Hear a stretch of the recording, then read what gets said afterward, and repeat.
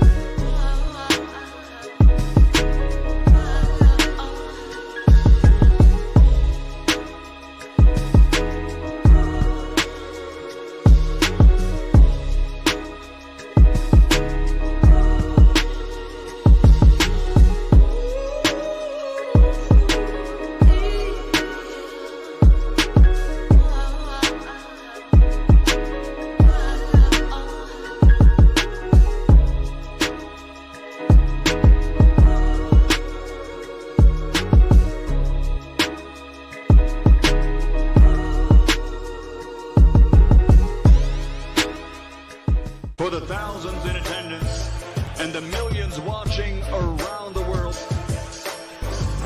ladies and gentlemen, let's get ready to rumble!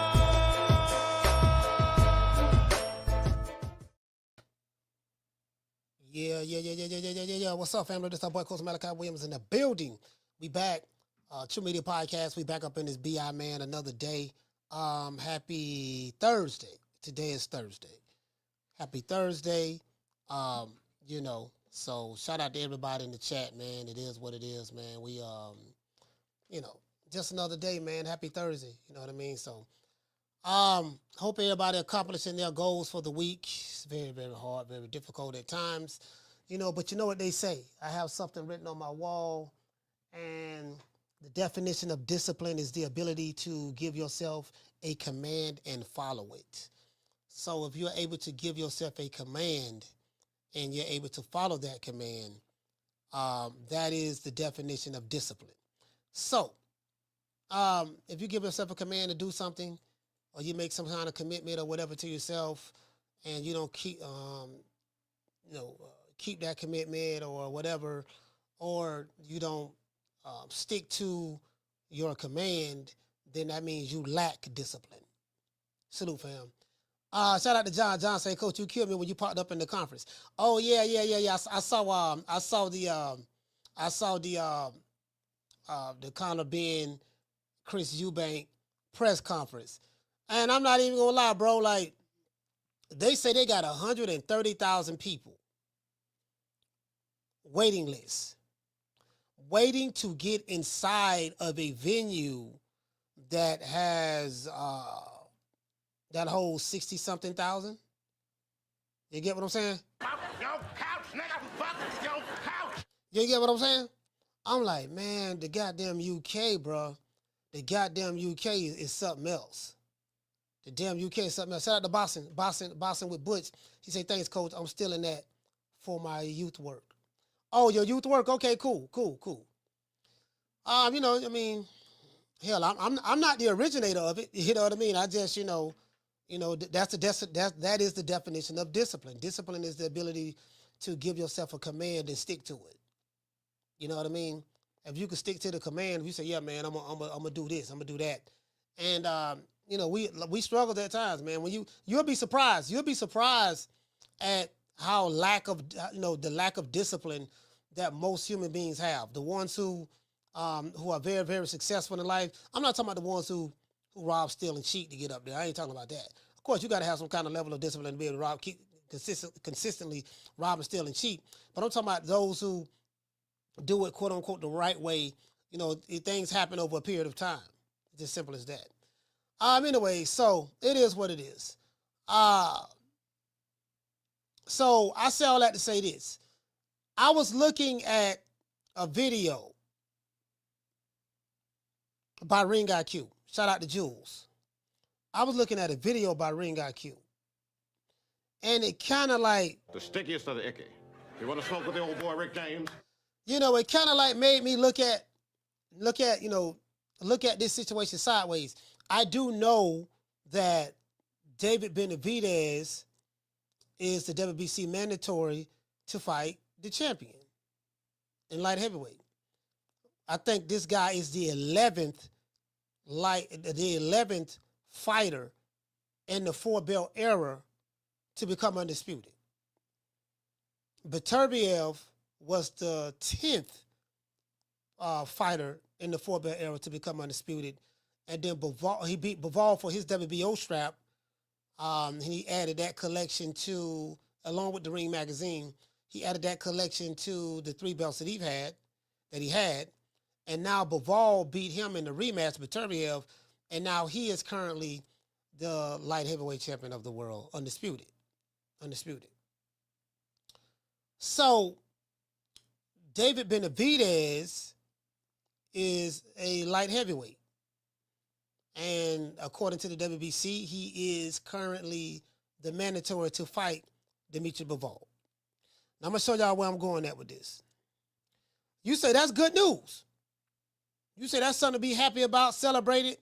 We got an opportunity to get an American. I don't know if he identified with American or Mexican. I don't know, because a lot some Hispanics that's born over here, they nationality is American, but they don't claim America. They claim the country that they don't even live in. So, which I don't, but that's neither here nor there.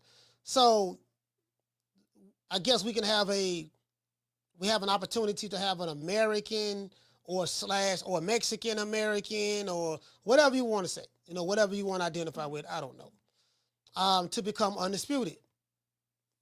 All he have to do is beat the guy who he said he used to beat up in sparring.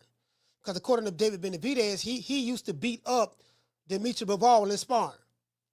He was beating up Dimitri Bivol. He beat, Triple G. He beat all these guys in sparring, right? Okay, cool. True. Okay, cool. So this what they said. Now, right? This what they said. I also hear that there are other mandatories and other sanctioning bodies. I'm gonna tell you where I am at from what I don't like what I'm hearing. Shout out to Lonnie from Chicago. Shout out to L. Harvey in the building. Jamie from New York. Shout out to Ron Ultra. Flex, salute, brother. G5 from the Bronx. John. Etc. You get what I'm saying? Hold on. Look like we got a super chat. Look like we have a super chat.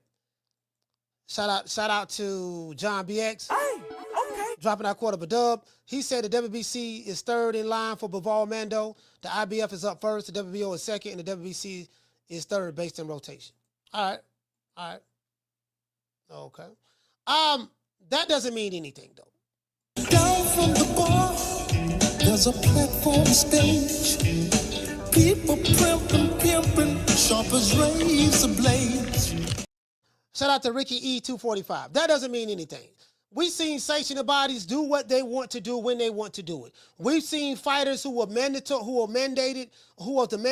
a mandatory to fight certain fighters at super middleweight and even different other weight divisions, and then they didn't have to fight them. You the mandatory. We've seen people be the mandatory for years and don't get a shot at the title. So this the rotation, that's how it go. No, it doesn't go that way, because these sanctioning bodies are consistent at one thing. They are consistent at being inconsistent. And, with Turki Alashihk in the game, all that shit don't mean nothing. To this day. To be fair. Don't mean a goddamn thing. You get what I'm saying? So, and history have shown us that, recent history, with fighters current on deck, I think people just pick and choose to when they want to acknowledge it and not acknowledge it. I guess it depending on what the situation is. You get what I'm saying? But yeah, it's something that I saw and in this video by Ring IQ, and I was trying to find the actual primary source where the brother said it at, but I did find it. It was I'll read my opening monologue and then we'll get to it. Will David Benavidez fight Bivol next or hide behind Al Haymon? I intentionally worded it that way based on what I heard David Benavidez say out of his own mouth. And this language that David Benavidez said sounds very familiar. We've been hearing this from years. I've been hearing it from Errol Spence, been hearing it from fighters like Gervonta Tank Davis, been hearing it from fighters like Jamal and Jamel Charlo, been hearing it from fighters like Adrian Broner. You know, even though AB fought all the, AB fought, he did fight the top guys. I ain't gonna lie, AB, he got his ass whooped, but he fought the top guys. He fought doggone Mikey Garcia. I don't know how he lost to Mikey Garcia. Mikey Garcia beat his ass for 12 rounds. He fought, lost to Mikey Garcia, lost to Marcos McDonald. That was a cherry pick that went wrong. Lost to Sean Porter. That was a buzzsaw. Marcos McDonald was a buzzsaw too. Lost to Manny Pacquiao. But Adrian Broner got the big fights. He did get the big fights. Now, if he fought this money up, that's on him. If he fought this money up. You know what I mean? That's on him. In a recent interview on Ariel and Ade, what's her name? Addy, Ariel and Addy show. Addy revealed that David Benavidez left Riyadh season before the Beterbiev and Bivol main event. Let's stop right there. How many people in this chat knew that David Benavidez flew to Saudi Arabia on a Friday? I think that's about a 13-hour flight, something like that? I'm not sure. Flew to Saudi Arabia on a Friday just to leave on a Saturday, the day of the fight, before the main event. How many people knew that? I damn sure didn't know it. I damn sure didn't know it. John, would you say 15 hours? Okay, 15 hours. I knew it was somewhere up in there. Now, I didn't want to believe that. I'm going to tell you why I didn't want to believe that. What would make a guy get on a plane and fly 15 hours just to leave before the main event? The main event is you are the mandatory to fight the winner of the main event. So you got invited by Turki Alashihk to come out. He invited you for a reason. You know, he invited a bunch of people. But you in particular, you was invited for a reason. You are the WBC mandatory. And Turkey wants to do what? Make the biggest fights. So if the IBF mandatory is not a big fight, but it's necessary, and the WBA mandatory is not a big fight, or the WBO is not a big fight, but it's necessary, then if the WBC is the fight to be made, that's the big fight, then guess what? The other sanctioned body is going to lean back. We have seen this in recent history with Turki Alashihk. True. So I didn't want to believe it. I'm like, nah, man, nah, hell no. No, I don't believe that. I didn't want to believe it. I mean, I was in denial about that. But it's true. It's true. Addy says he tried to get David Benavidez. Hold on, y'all. Hold on.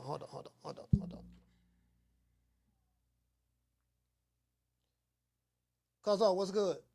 Hey, cuz, I sent you a couple pictures of the new bench I just made.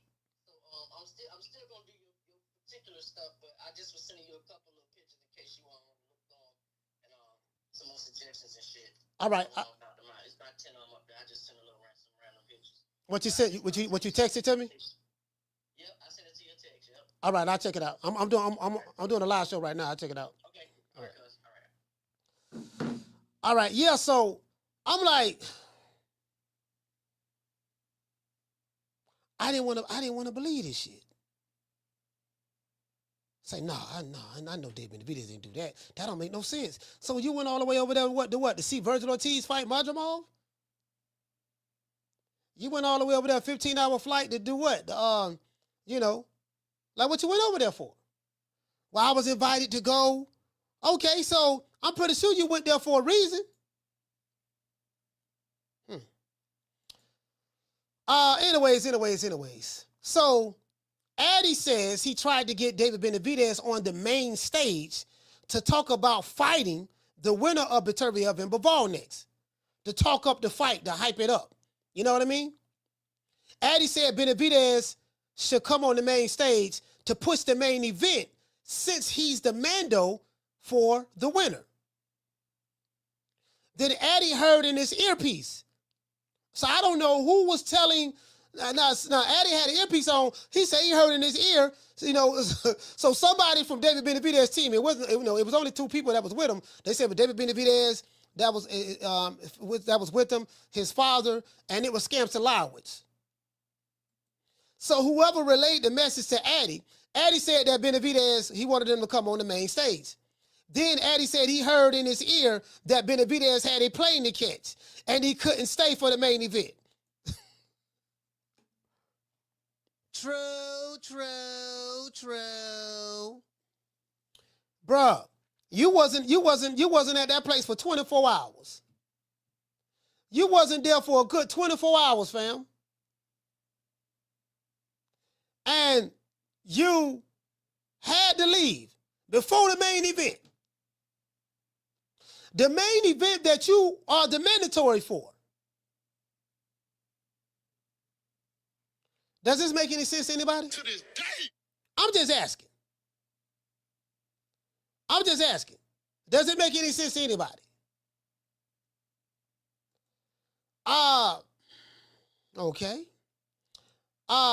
This doesn't make sense to me. Why? Because Benavidez's purpose in going to Saudi Arabia was to talk to Turki Alashihk and watch the main event to see who the winner would be between Betebiev and Bivol. That was the whole purpose. Why would he travel on a plane for 15 hours on a Friday, the day before, just to leave hours before the main event? Why refuse to step on the main stage to promote a fight that you said you wanted? Then an interview popped up that I saw this on Ring IQ. Shout out to Ring IQ. Then an interview popped up of David Benavidez saying that everything has to go through Al Haymon and the PBC. He doesn't want to talk to Turki by himself. David said that he doesn't make decisions without his team. I say, here we go. True. I said, where have I heard this before? First, these niggas say that they own balls. First, they said that they own balls, they make their own decisions. First, they said, you know what I mean? I'm making millions and millions of dollars. I don't need this. I don't need that. And I'm like, this sounds so familiar. Where have I heard this from before? I've been hearing this same thing for years for one side of the street. I say, God be damned. It's true. What does that mean? Meaning Al Haymon, Scamson Lyrowitz, and Jose Benavidez Sr. Again, I met Jose Benavidez Sr. Well, I haven't met him. I've seen him before. He seemed like a nice guy. I have nothing bad to say about Jose Benavidez Sr. I don't. I'm not too fond of Scamson Lyrowitz, just being honest with you. And no one never seen Al Haymon. Don't nobody know what the nigga look like. True. The only picture we have of Al Haymon is from 1979 when he had an afro. We don't know what he looked like. We don't know if some people say, yeah, I talk to Al every day. I don't know how true that is. How you know you're talking to Al? You could be talking to AI. You could be talking to my homeboy Pork Chop Willie or Hog Head Cheese. You could be talking to Shawty Big Nuts. Y'all ain't never seen him. Bro, let me tell you something. In the world, in the technological society and world that we live in today, well, there are cameras everywhere. The technology is so advanced, they have cameras everywhere. Cameras in cars, cameras on ATM machines, bank tellers, all that stuff there. Cameras on over here in America. I don't know how it is in overseas, but cameras on the light poles and cameras at the red lights and all that stuff there. Like you know, we see people on the internet. Oh, who that is right there? That just got picked up by the camera, or somebody just took a selfie, or somebody just took a picture of a celebrity or somebody walking by. Nobody on the planet have produced any recent pictures of Al Haymon. Do you notice that, fam? Do you notice that? Bro, like, I've seen recent pictures of Warren Buffett, who got a whole bunch of billions of dollars, walking somewhere. I seen pictures of evil ass Bill Gates walking somewhere, him and Belinda and Jeff Bezos and Elon Musk. Everywhere you go, you see Elon Musk. All these dudes who have way more money, way more power and influence than Al Haymon. You can see them, but you can't see this nigga. True. Nobody, listen, I spoken to the CIA. The CIA told me, man, we ain't got no agents or no technology or nothing that can find this guy. So I find it very, very hard to believe that somebody from the PBC, when they say, yeah, man, I talk to Al every day, I don't believe you. To this day. Nigga don't talk to no goddamn Al. Now, you might talk to the people, his middlemen, but I doubt if you talk to Al, hell, the FBI can't find him. How a PBC fighter who got a GED like me or dropped out of school or whatever speak to Al, but the FBI and the CIA can't speak to him. They don't know where the nigga at. We ain't got no pictures nowhere. The IRS can't find him. Nowhere. Come on, fam. True. Shit, you got a better chance of finding Jimmy Hoffa.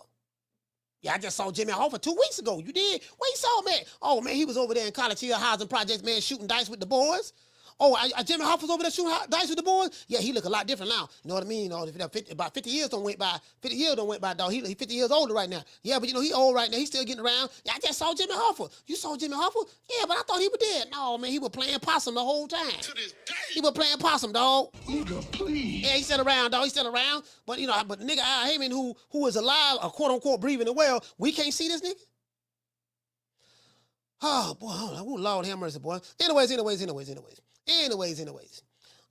So that kind of made me worry. When I heard that, I said, oh, this shit sound like some duck language. That's what it sounded like to me. I just got to call it the way I see it. Let's look at the interview and see what's really going on. Because, you said you want to become undisputed, you want to fight for the belts and all that stuff there. Oh, again, bro, like that doesn't make any sense to me. You fly all the way across the world, around the planet, to go to an event, and the purpose of you being invited to the event was because you are the mandatory to fight the winner of the event, which is now Dimitri Bivol. And not only you don't stay, you don't go on the main stage to talk about the fight, but you leave without even seeing the fight live. And you don't even talk to Turki Alashihk. Because they put you on the main stage, that's what they want to do. Lucy, got some splaining to do. True. I ain't trying to hear that shit. One thing about Coach Malachi, I ain't on nobody's team. I don't give a fuck about these niggas like that. You do, not me. I don't have an emotional attachment to none of these niggas. I reserve the right to call it down, to call it the way I see it. Now, I don't know what's going on. I really don't. I'm not going to sit here and lie to you. I don't know what's going on. But however, irregardless of what's going on, what I don't like is the fact that, dude, you flew all the way around the world to, and everybody knew, okay, he coming over there. Everybody, oh yeah, he going over there, goddamn it, because whoever the win is, David Benavidez want to smoke next. He probably going to step in the ring, which they would allow him to step in the ring. That ain't no problem. He probably going to be, on the main stage or whatever, talking about it. Bro, that man he ain't do none of that. So now I'm starting to wonder, okay, do he really want to fight the winner? Do he really want to fight Bivol? Again, I got my money on Bivol 7 days a week, twice on Sundays. I think some brother in the chat, I forgot the brother name, got a $2,500 bet on site on that. He said he want to bet $2,500. I say whether he fight Beterbiev or Bivol, I got both of them beating David Benavidez. So hopefully we'll be able to make that happen. That bet happen. That's easy money to me. You get what I'm saying? I think I'm 4-0 on YouTube, on social media and bets. And bets when the money on the line, I'm 4-0. So anyways, it is what it is.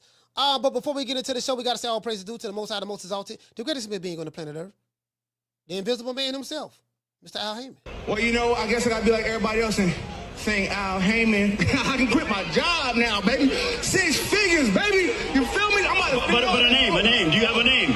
Oh, nah, I ain't got no name, you know. Name them names, man. They know who they is. Name them names, please. The names need to be named. They know who they is. The Mexican monster. Hey, shout out to Reggie Singleton. Reg, what's going on, fam? Shout out to Reg.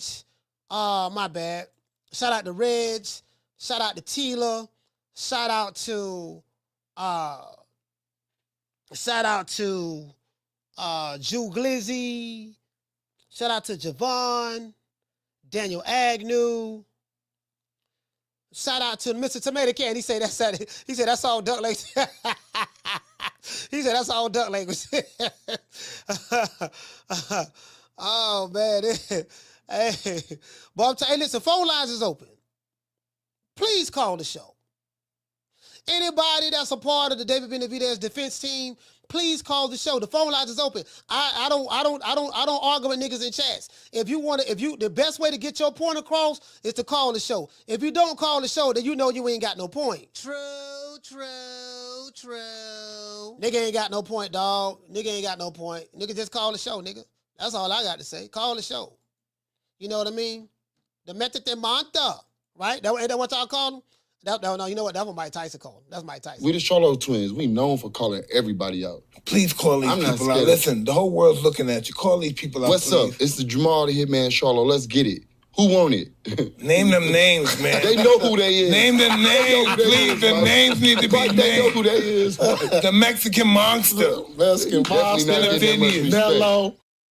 Yeah, I want to see how much of a monster he is. So he the monster? Okay, cool. I like David Benavidez. I do. But guess what? Just because I like it don't mean you can't get no criticism. I ain't waving my flag for nothing. I ain't waving my flag for none of these niggas. Not me. You get what I'm saying? It is what it is. I'm team fucked the other side. I'm on my side of the street. True Media Podcast. I'm on this side of the street. I'm going to call it the way I see it. You get what I'm saying? So it is what it is. So we're going to see what's up. I want to see what's up. I want to see if he really body. I don't want to hear no, I'm my own boss, but, I got to talk to Al Haymon first. And, I don't do nothing without my team. It's up to my team. No, fam. No. Like when you were saying that you wanted to fight Canelo, no, I want to fight Canelo. Everybody know I want to fight Canelo. F that. He's the pussy. He's the bitch. He this, he that. And I'm trying to push up on him and this and that. Like, I wanted that same energy. I wanted that same energy for Bivol. It ain't nowhere in the hell that I'm going to fly 15 hours on a flight based on an invite. They didn't fly you out there to see doggone Carlos Adames. You are currently the mandatory to fight the undisputed champion of the world, Dimitri Bivol. Them people didn't fly you all the way over there just so you can get there and say, wait a minute, man, hold on now, wait a minute, what I got to do now? I would stay, I would get on this stage and hype this fight up because, I know I want to be the next one to fight, fight the winner. I would do that, dog, but what I got to do now, no, I got to go, dog, I got a plane to catch, I'm going to be late for my plane. Fuck you mean you're going to be late for your plane? Yeah, I did a round trip, dog. I just wanted to come here, show my face, because it seemed like you just wanted to come there, show your face, and leave. You ain't really have no intentions on, you get what I'm saying? I just come here to show my face and leave. Cause my team told me, you get what I'm saying? I ain't trying to hear that shit. True. No. The only thing I want to hear, dog, I want to see this Mexican monster shit. Simple as that. I'm not here to codify beta males. I'm not here for to argue about this shit. This shit ain't nothing to argue about. Some nigga in the chat said he fought David Morrell. Who the fuck is David Morrell? He fought David Morrell. Who is David Morrell? The PBC hype job? Because y'all don't want to hype this nigga Morrell up. He only had, 10, 11 fights? Y'all hyped him up like he was Gorilla Monsoon. David Morrell is a good fighter, but he ain't nothing to write home about. You're not going to hype no nigga up to me, and because David Benavidez beat David Morrell, yeah, he beat Morrell. Okay, well, Morrell had the same amount of fights as doggone Madrimov. Y'all didn't hype Madrimov up. But then you want to hype David Morrell up. No, they got the same amount of fights. When Madrimov fought, that man ain't got nothing but 11 fights, man. That man ain't nobody, he ain't got but 11 fights. Okay, David Morrell had 11 fights. But because he on the side of the street that you like, you want to hype him up. True.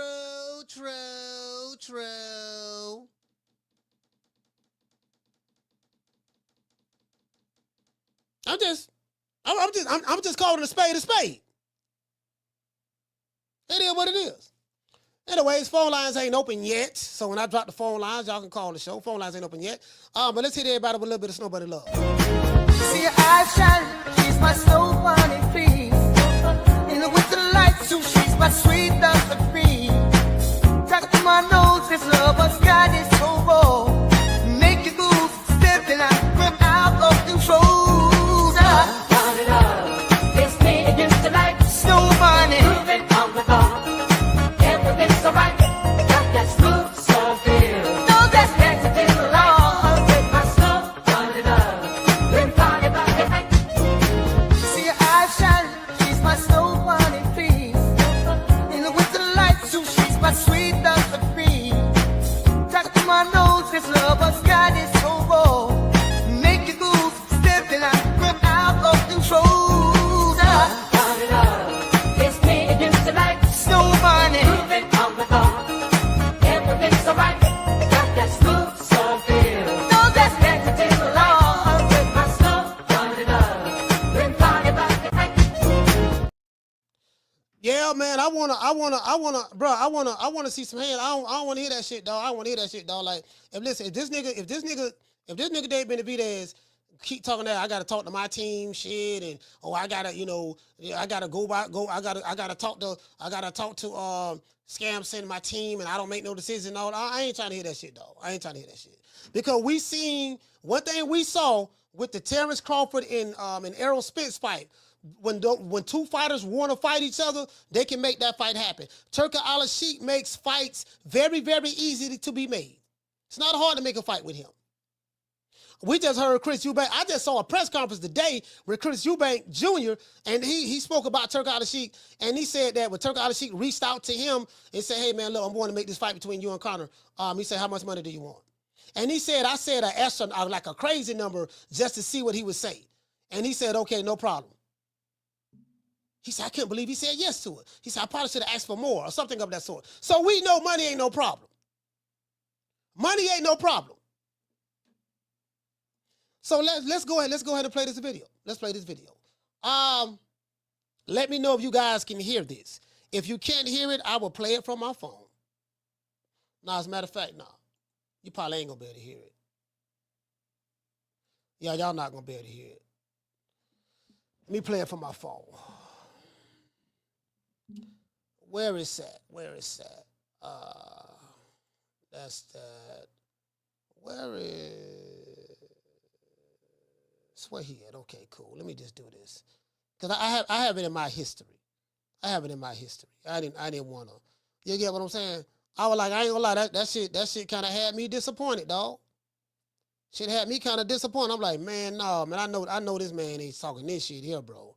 Like when I started hearing that, listen, when I started hearing that, my team shit, and I don't make no decisions without them. What that tells me is this here. If they tell you, look, dog, we know you the mandatory, but we don't want you dealing with Turki Alashihk to make that fight right now. We got other plans for you. That tells me that you're gonna follow those other plans.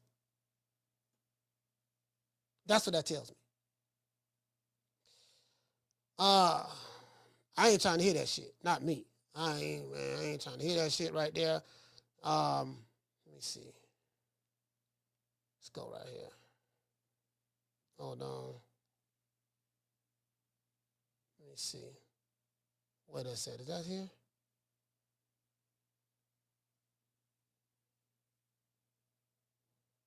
All right, this ain't it. I gotta find it now. This ain't it. This is something else. Where's that video at from Ring IQ? Ring IQ played the interview. I was shocked, bro. I was like, man, I know this nigga ain't say what I thought he said. Oh, here we go. This the one right here. All right, let's see. Let's go back. Let's go back. Let's go back. Let's go back. 5 minutes and 31 second mark. Let me put it up on the computer so you guys can see it. Put it up so you guys can hear it. See it, and then you're going to hear it. Let's go. Now, Ring IQ does his own commentating on it. You know, you can do with that as you will. I don't care about that. I just want to hear what was being said. Let's go right here. Go back there.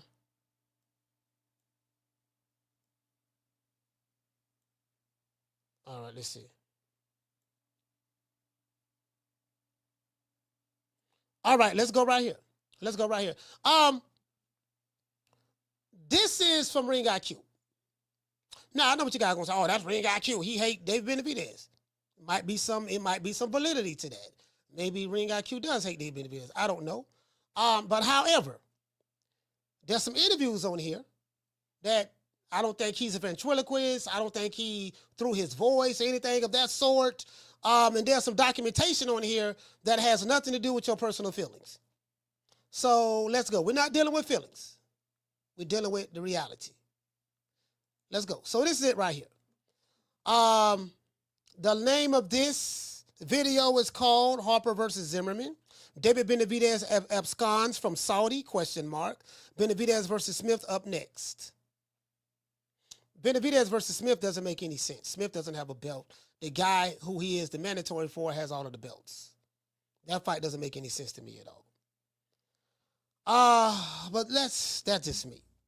Let's go. Let me let you guys hear this video and go from there. So even if Terry... All right. After that, the pressure is on. The pressure is on Terry, and the pressure is on Matchroom. We'll talk more about the fight as the fight date approaches. We're splitting hairs here. If they run it back right away, it would be legendary historic stuff, especially within the... Do you know Benavidez didn't stay for the main event? What? Why? Okay. I tried to get Benavidez on the main stage. I went to him and I said, Benavidez, come on the main stage and kind of like, you know, let's push this main event because I know you wanna fight the winner. And I think it was his dad with him, and they're like, yeah. And then in my ear, they're like, Benavidez has got a plane to catch. I'm like, what? They said Benavidez has a plane to catch, and he can't wait for the main event. So he was not there. He did not see it. Okay, that I can live with that. I can't understand it. Hold on, let's go. But I can't wrap my mind around it. You flew halfway around the world. Right? So that you wouldn't see the main event? Wasn't that the whole point in going? Do you guys know how long it takes to get to Saudi Arabia from the United States? It could be anywhere in between 12 to 15 hours. And remember... Let me ask y'all a question. Is there any David Benavidez fans in the building? One, if you are, raise your hand. Is there any explanation? Could you guys, David Benavidez fans, tell me why David Benavidez did not stay to watch the main event of the fight last week? Do you guys believe that this guy from Ariel and Ade podcast is lying? Do you think he's making it up?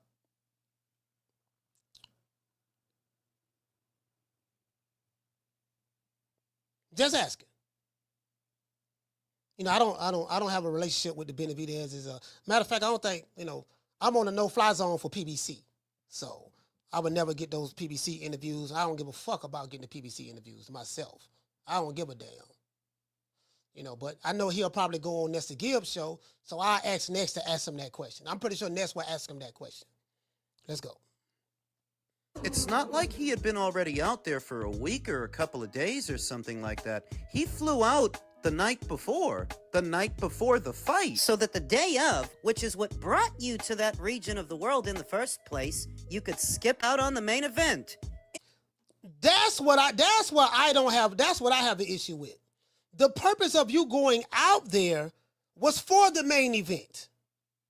Everybody and their mama thought that, oh yeah, he finna go out there, boy. Yeah, you know, Dave been, even I was excited about that. Yeah, Dave finna go, he going to Saudi Arabia, dog.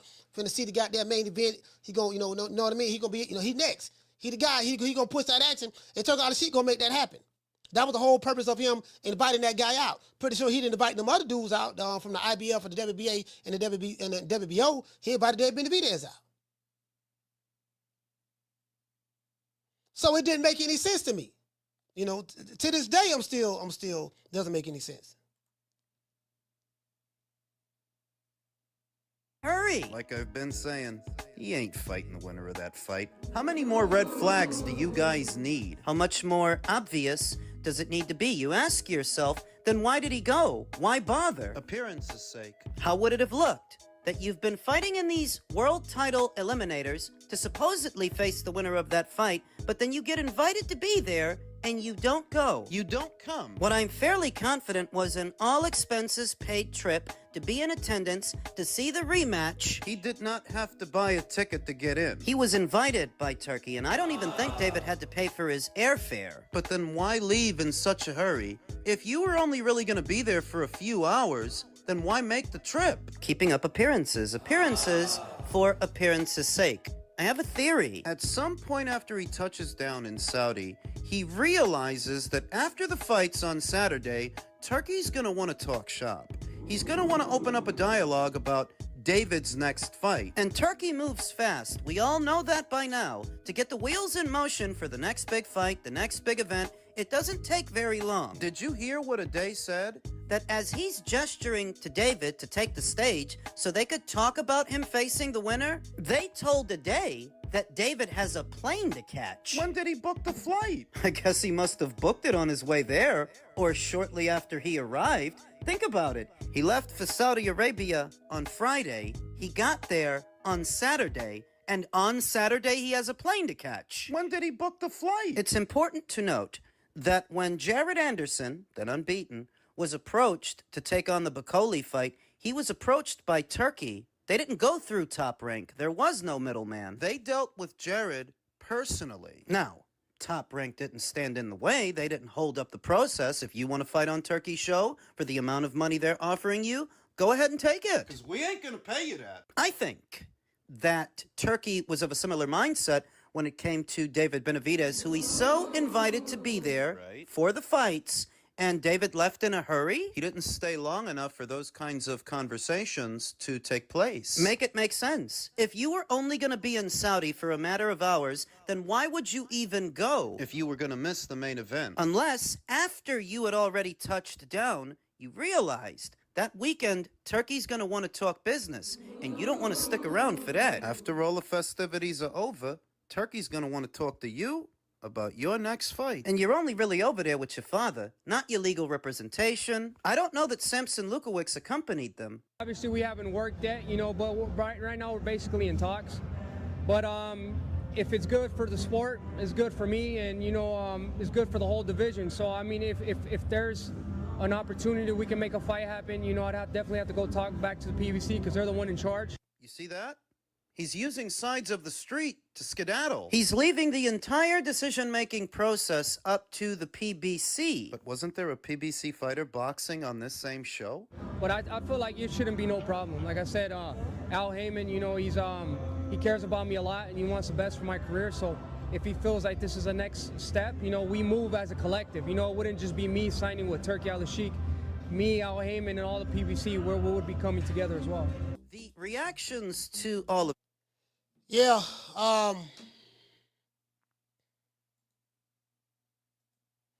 yeah, I don't heard that shit there before. I don't heard that. Hey, that was all I needed to hear. I needed to hear Ariel and Addy show. What he said, and then heard what David Benavidez said out of his mouth. And the simple fact that you went all the way over there. And Miss Black Panther said he was in a hurry. He had an emergency. That doesn't make any sense because how you got an emergency and you don't even stay. You get there, you see the other fights, but you leave before the main event. So you wasn't going to get back no faster by staying to watch one more fight or whatever. You get what I'm saying? Yeah. I don't. Again, man. Like I don't. You know. I don't heard that before. I don't heard that before.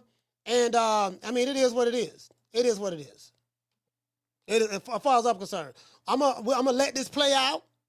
Let this play out and see what's up. But it doesn't make any sense to me to fly 15 hours all the way across the world for the sole purposes of seeing a fight between the two undisputed champions. We know Bivol is undisputed champion now, who you are going to be the mandatory for. You won't even step on the main stage. You won't even let nobody talk. You know, like you can't even get on the main stage to talk about this fight, what you're seeing, and talk about you being the one that's going to fight next. You don't even come on the main stage to talk about that, and you fucking leave before the main event.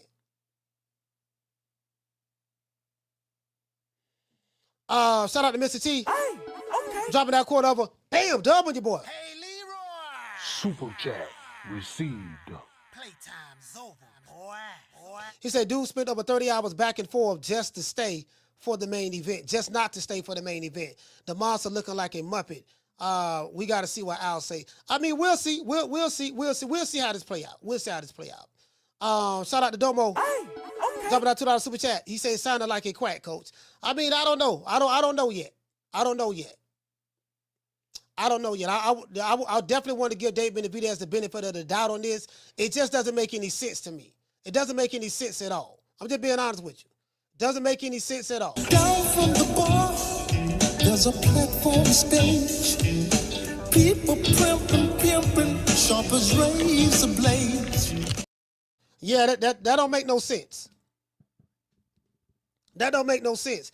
Then I'm hearing, oh man, well, you know, I got to talk to, see this what got me right here.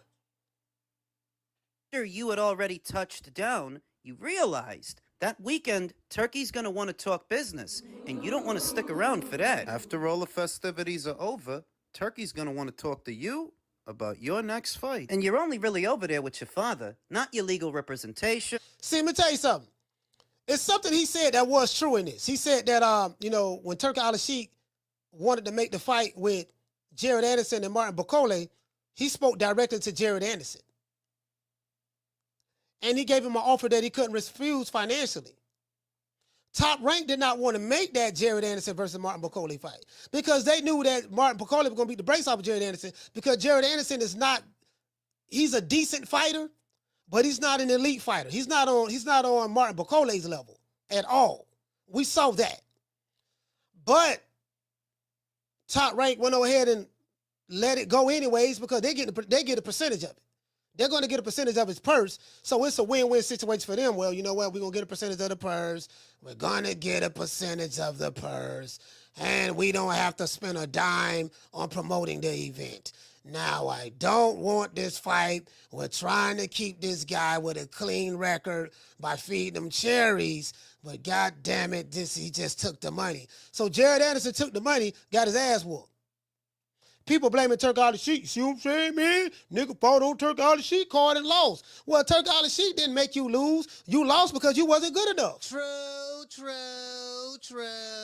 They act like Turki Alashihk in the ring, jumping them when the opponent fights somebody else. If it's one-on-one, you in the ring with somebody else and y'all fighting and you get knocked out, you can't blame Turki Alashihk. You took the money. It ain't like he put a gun to your head and said, yeah, man, I'm gonna put the gun to your head, dog. I'm gonna force you to sign this contract. Nobody making them dudes take that money.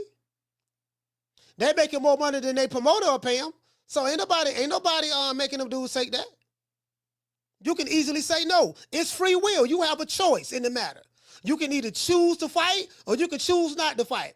You can say yes or you can say no. But don't blame me once you say no and you lose. Once you say yes and you lose. Man, I lost because of you. No, you lost because that dude caught you with that uppercut. You lost because you didn't see that overhand right coming. You lost because you left your chin in the air. Last time I checked, Turki Alashihk ain't knocking nobody out. So it don't make no sense. To this day. Let's go. I don't know that Samson Lukowicz accompanied them. Obviously, we haven't worked yet, you know, but right now we're basically in talks. But if it's good for the sport, it's good for me, and you know, it's good for the whole division. So I mean, if there's an opportunity we can make a fight happen, you know, I'd definitely have to go talk back to the PBC because they're the one in charge. You see that? See that right there? The PBC is the one in charge. So you don't make your own decisions.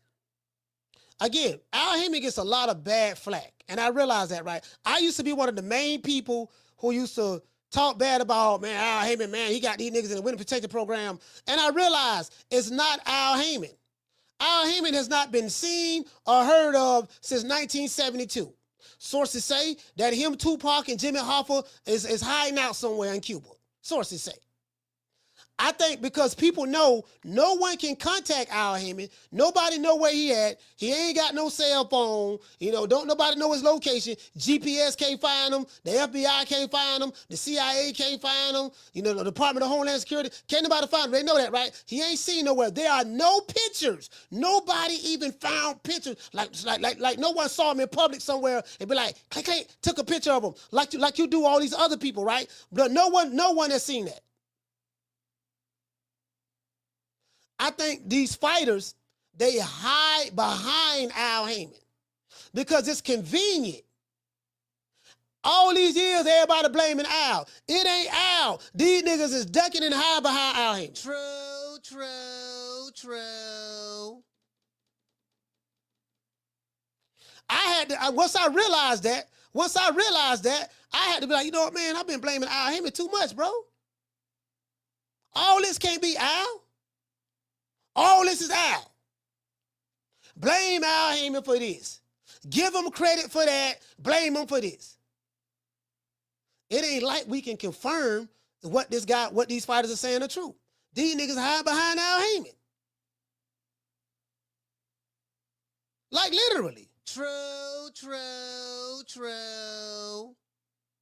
Yeah, man. Yeah, I mean that's the way I see it. Can't nobody tell me nothing different. I don't give a damn who it is. Can't nobody tell me nothing different. My mind is made up. And what made me realize that was the Errol Spence and Terrence Crawford fight. Man, you ain't in the plans. Al told me this. Al told me that. I'm just following what Al say. When Errol Spence made a decision to say, you know what, man, Al, I'm finna make my own decision, and I'm finna make this fight with Terrence Crawford. Me and Terrence Crawford in fight, man. I'm finna make this fight against Al Haymon's wishes. So that right there told me, oh, these niggas can make their own decisions. Because he ain't nothing but an advisor, right? Quote unquote, advisor / promoter, quote unquote. So they can make their own decisions.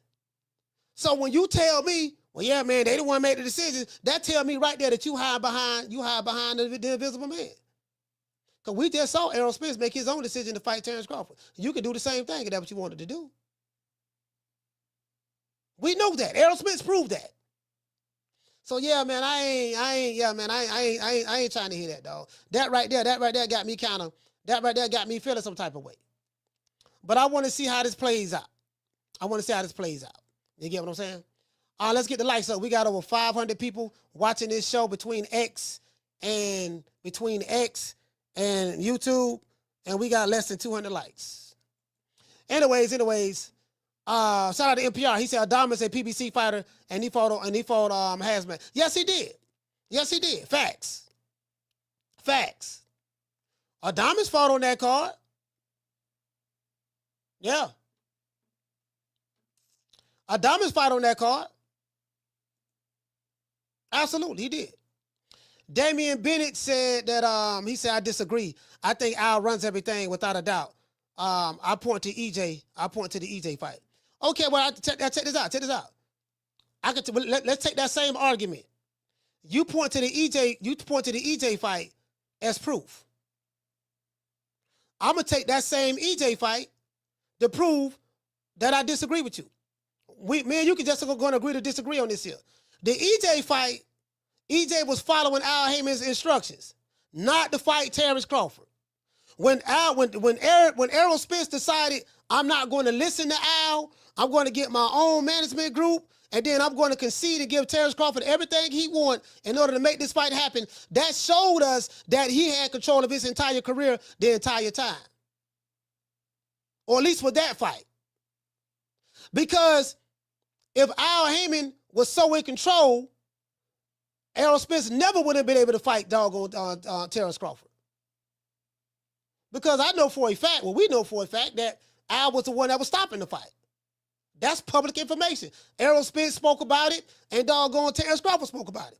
He said, I tried to go through Al, and he kept stonewalling me. He kept stonewalling me, and this and that, and then so he wanted to lock me in on this, and, you know, tell me that we're going to give you 5% and all that stuff there, and you can't fight nobody else. And he said, no, so he walked away and fought David Benavidez and got $10 million from BLK Prime. Stuck their ass up for the bag. Then he came back to Al, and then same thing. So it was only until he reached out to Errol Spence and spoke to him directly and convinced Errol, look, man, you say you're your own boss, you can make this fight happen. And Errol Spence admitted, yeah, I made this fight happen. And when they was on stage at the face-off, Errol Spence said, you should thank me. You know, you should be thanking me for making this fight. And Terrence Crawford gave him some dap. They shook hands. He said, both of us made this fight. Because had it not been for Crawford coming up with the bright idea to speak directly with the fighter who's supposed to be his own boss, that fight never happens. He put the seed, he put the thought in Spence's head. So how do we know that David Benavidez can't do the same thing? I think Al Haymon get too much blame. I think Al Haymon gets too much blame because it's convenient to blame Al Haymon because don't nobody know what a nigga at. You don't see him. You don't know what he look like. You don't know what his voice sound like. And I'm still using an old picture of Al Haymon from 2016, 2015. I'm using an old 2015 or 2014 picture of Al Haymon. There were no recent pictures of Al Haymon in 2025. No 2024 pictures, 2023, 22. Guess what? There's a million recent pictures of old ass doggone Don King or Bob M. There's a million pictures of doggone Jeff Bezos, million pictures of doggone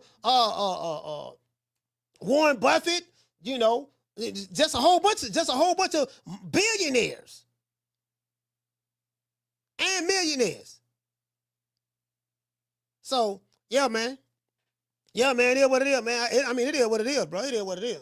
I ain't trying to hear that shit. I just, you get what I'm saying? Yeah, we just agree to disagree, fam. Listen, we ain't gonna never agree on that. Never. In life. I can die 20 times to come back. We ain't gonna never agree on that. Never. True. Never. They be hiding behind Al Haymon. That's what they be doing. They be hiding behind Al. And now they probably telling them, I'm gonna tell you something. I could just imagine somebody say, but why though? I have no idea. I have no idea why. You would have to ask the fighters. When they go to talk about, yeah, man, I don't make the decisions. What the fuck you mean you don't make the decisions? You the one that's fighting. You the fighter. We heard doggone, what's my main man name? The Weasel. Steven Espinosa said, yeah, man, you know, when two fighters want to fight, you know, fights happen when fighters want to fight. We heard Tom Brown say that. Fights happen when two fighters want to fight. We've heard Eddie Hearn say that. Fights happen when both fighters want to fight. We heard Terrence Crawford say that. And Spence, yeah, man, fights happen, man, you know, man, when fighters want to fight, we make it happen. They said this here. Yeah, man. It is what it is, man. I mean, you get what I'm saying? Like I just can't keep blaming Al for everything, bro. Everything Al Haymon fault. Everything Al Haymon fault. It's just so convenient to blame Al. You get what I'm saying? Anyway, let's give everybody a round of applause.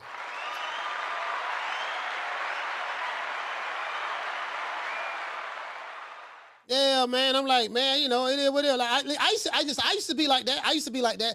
I used to blame Al Haymon for everything. It rained, man. Al Haymon is the reason why it's raining. Man, you know, if it's too loud in my house, Al Haymon the reason why it's loud. You know, man. Listen, these dudes, they use Al Haymon as a convenient scapegoat. I'm just being honest with you. That's the way I see it. It's convenient. It's convenient to blame Al. Why? Because don't nobody know where Al Haymon at. Bro, check this out. You can talk.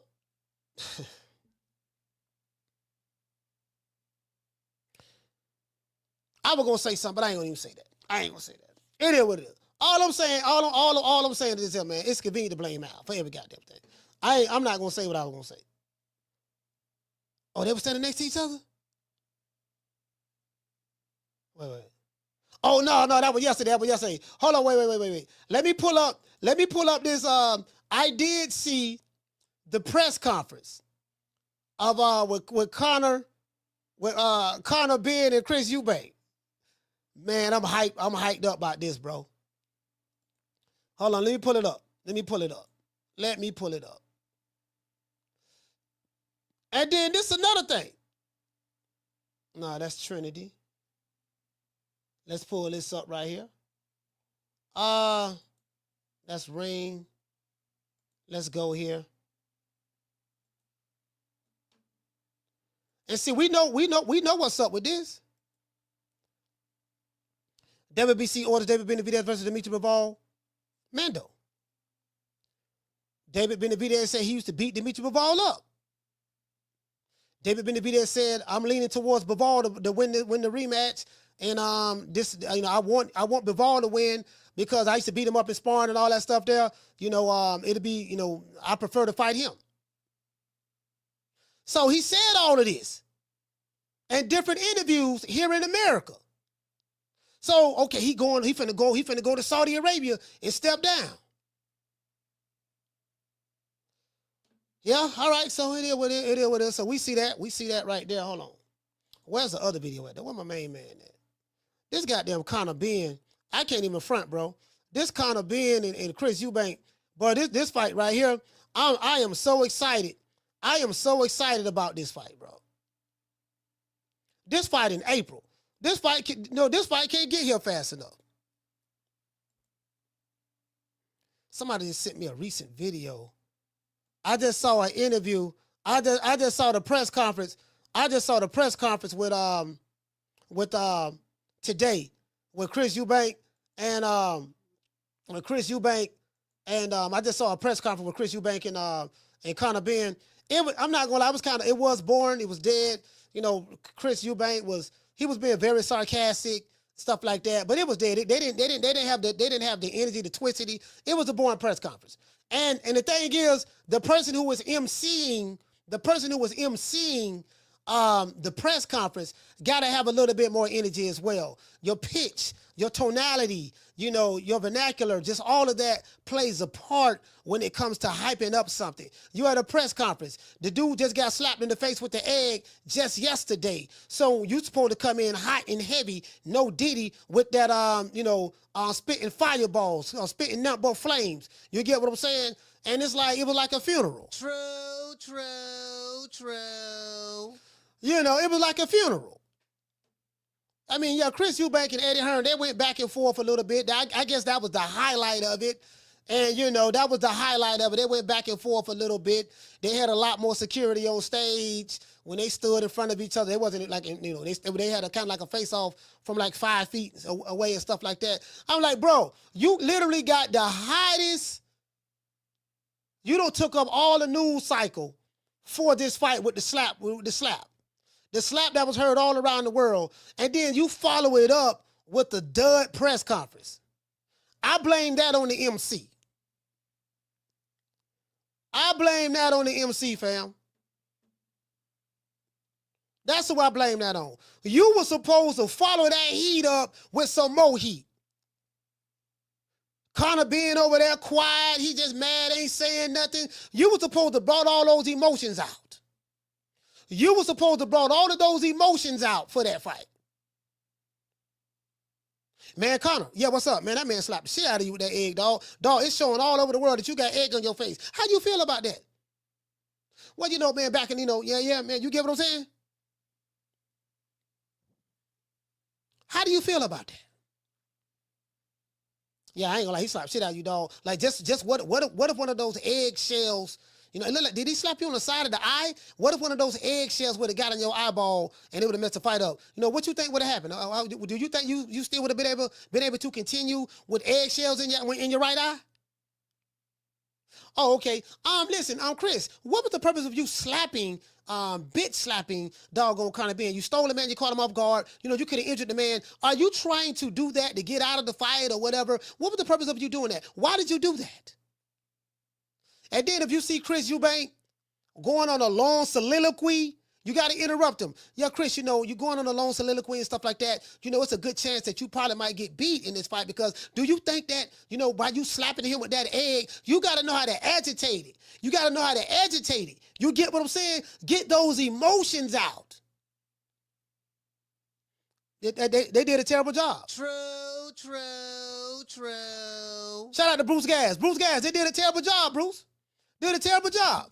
Do you know, bro? And I'm just doing this freestyle. This ain't scripted. This just me coming off the dome. No did it. This just freestyle.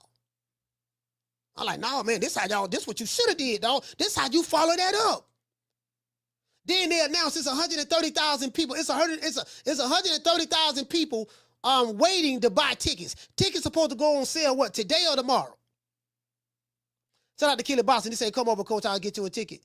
And look after you, my friend. Hey, shout out to Killer Boston. Salute, fam. I appreciate that. Do the tickets go on sale today or tomorrow? Man, shit. Man, bro, they have, bro. Well, you have no idea, bro. If they ever slip up and let me get on that stage, he say this is Boston say it doesn't matter, it's sold out. It does matter. It does matter. Because you don't understand how social media works.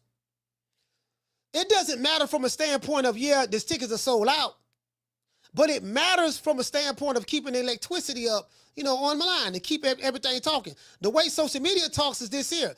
People want to stay engaged. They want to have something to talk about. They want to be excited. They like to see viral moments. Him getting slapped in me. I'm a content creator, so I know. So we probably looking at it from a different perspective, but I'm looking at it from a content creator standpoint.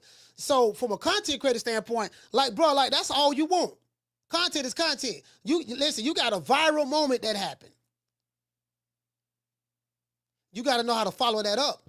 And I'm not necessarily saying with the fighters, but the MC, the person that's MCing the press conference, he has to know how to agitate what's already there.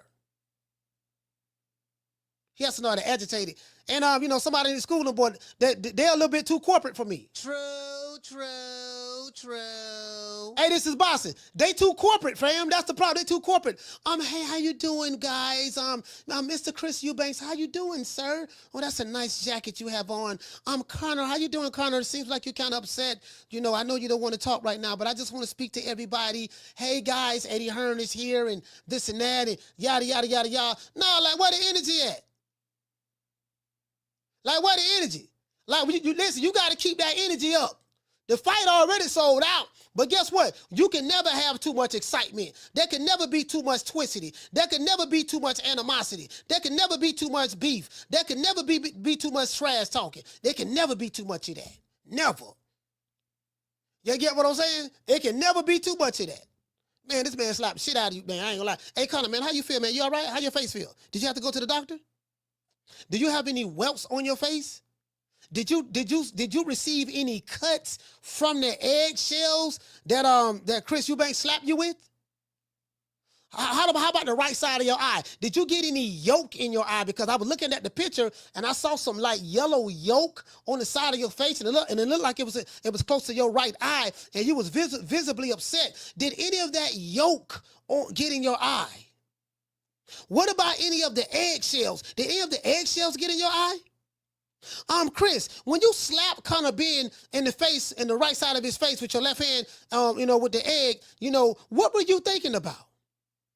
Did you know that slap was going to be heard around the world and go viral? What if when you slapped him, the eggshell would have got in his eye? How would you have felt if that would have happened to him? You had a good chance of messing up your payday by slapping the taste out of his mouth. What say you? You get what I'm saying? Man. True. Let me go to jot these phone lines, man. Phone lines open, man. 530-494-9636. Y'all call the show. You want to talk some shit? Call me. Start some shit, bitch. Sup, fool? You gonna talk shit about me, homie? Where you from? Hundreds of niggas is waiting for your motherfucking call, and they all talking shit about you right now. Call the coach at 530-494-9636. We waiting on your bitch ass. Caller, what's your name? Where you calling from? Hey, this is Vital Talker again, calling from New Zealand. I think the trilogy is going to happen because Turkey wants it, so I don't think Benavidez is going to get the next shot. I think he should fight Callum Smith, and that's a good fight to keep him. First of all, he fights another top contender, and hopefully he can fight the winner of the trilogy. But typically, Turkey gets what he wants. So what was the purpose? So let me ask you this here. What was the purpose of him flying over there 15 hours, not even staying 24 hours to even see the main event? What was the purpose of that? He did watch the main event, though. Who? Benavidez. He was there for the main event. He flew home the next day, but he did watch the main event. That's not what the guy from Ariel show said. They said he wasn't even there for the main event. He left before the main event. Okay, I'll check that out. My bad then. My guess is that Turkey, when he got to Saudi, I believe Turkey would have told him, look, if this is another close fight, I'm going to do the trilogy. And also, he was able to bypass it, just for those who don't know, he was able to bypass the mandatory to get this rematch for all the belts in the first place. So I think he had a word to Benavidez and said, look, if there's a clear winner, I want you to fight that winner. But if it's another close fight, then maybe we do the trilogy and you fight Callum Smith or somebody else. So that's what I think would have happened. I don't think Benavidez flew there intending just to bamboozle the fans. All right, well, your point well taken. Thank you for calling the show. Yeah, so he didn't even know David Benavidez had no left before the fight, before the main event. Caller, what's your name? Where you calling from?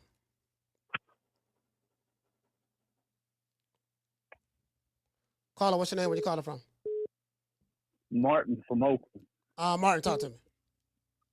Yeah, Coach. I seriously doubt Benavidez went all the way out there without talking to Sheik at some point in time, because otherwise, why the hell are you even going there? Just to see a fight? He could have seen that shit from home. You know what I'm saying?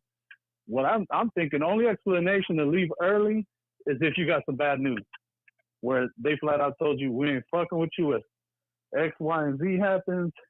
It's all bad for you or whatever.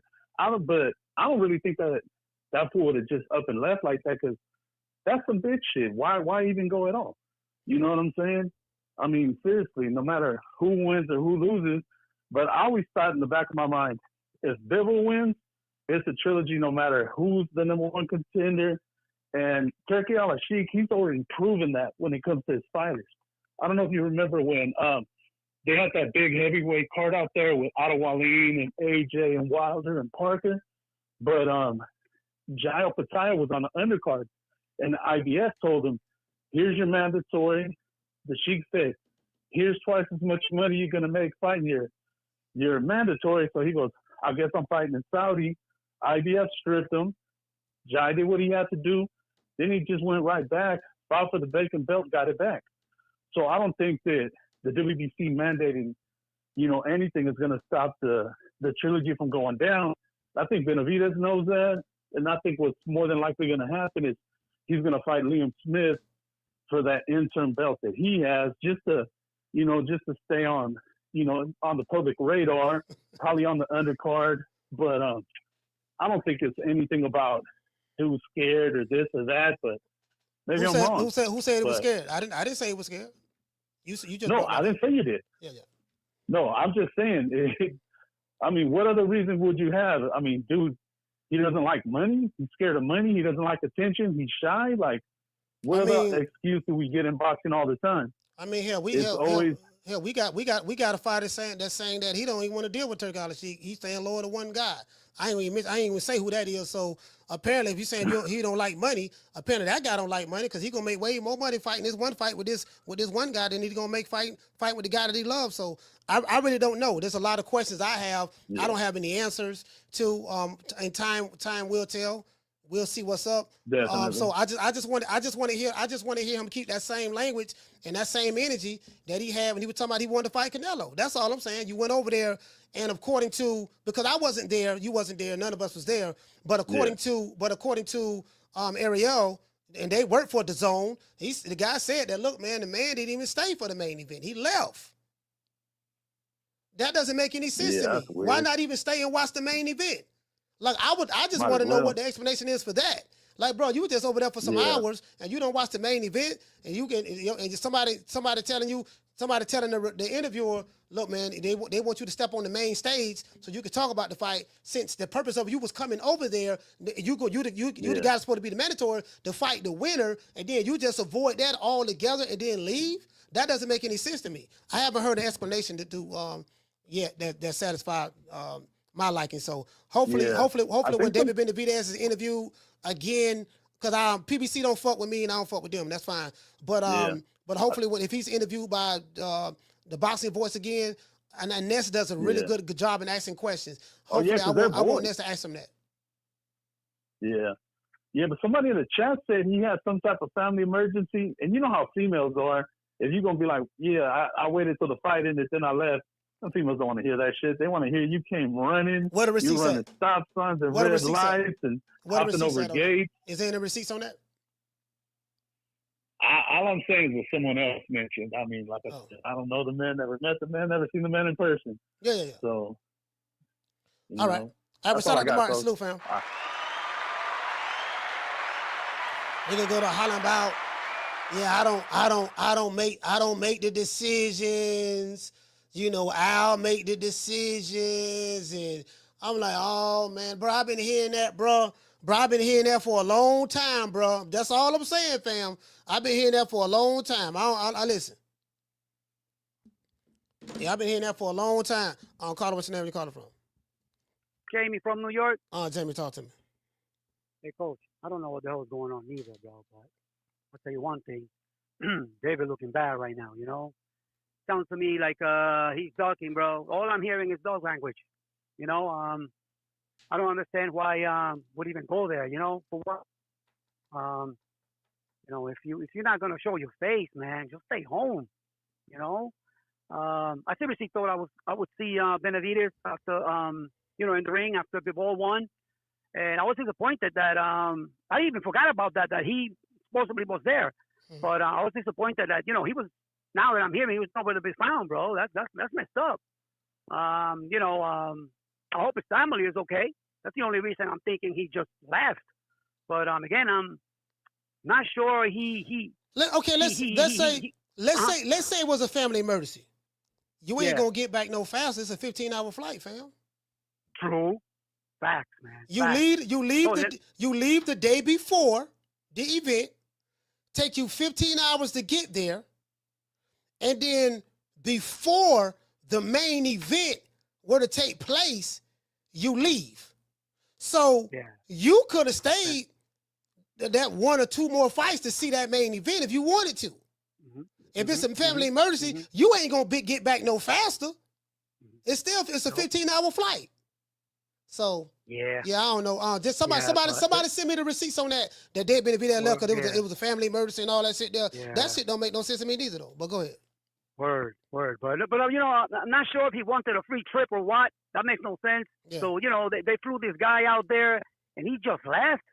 Again, that doesn't make any sense. So David Benavidez wasted everyone's time. Really? Come on, man. That's bullshit. And bro, and I tell you what, bro, I wonder if he said, something was said to him or that he saw something that spooked him. I don't know. I hear the laws there are different and shit, but it's not like he arrived there and got into trouble. I mean, the whole field stayed. After all that crazy shit that this man was talking about, they stayed. So it sounds to me like I'm not saying scared, but he's scared to take an L, bro. Because we all know he's interested in the big money fight versus Canelo. And it's like, what's the matter, David? The Bivol fight is not big enough for you? Yeah, Canelo ain't got nothing to do with this. Canelo ain't got nothing to do with this. Like, he's not getting the Canelo fight. That ship has sailed. He's a light heavyweight. That's the guy he's been chasing for years, man. Yeah, And again, he's acting like the Bivol fight is not big enough for him, man. Get the fuck out of here, bro. After all that shit, all the shit that this boy did, I tell you what, coach, I bet you Turki Alashihk won't fuck with him again, and I hope he doesn't. I feel Benavidez played himself, man. All them hours on a goddamn plane to just come back home without talking to the man, that's bullshit, bro. Respect from New York. Absolute, fam. Yeah, I'm not gonna say all of that. I'm gonna just say I need some more information. I'm not gonna say all of that. Him scared and he didn't talk to Turki Alashihk. I just find it hard to believe he went all the way over there and he didn't speak to him at all. I just don't understand what was the point of leaving before the main event. You are there for the sole purposes. You are the guy that's the mandatory to fight the winner. So, this sounds like some scamps and lies. Then I hear the interview, you talking about where everything got to go through. I don't make no decisions without my team and all that stuff there. Bro, you the boss.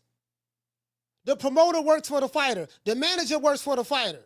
Your dad who manages you or whatever, the people on your team, they work for you. You are the one that generates the money. If you don't fight, they don't get paid.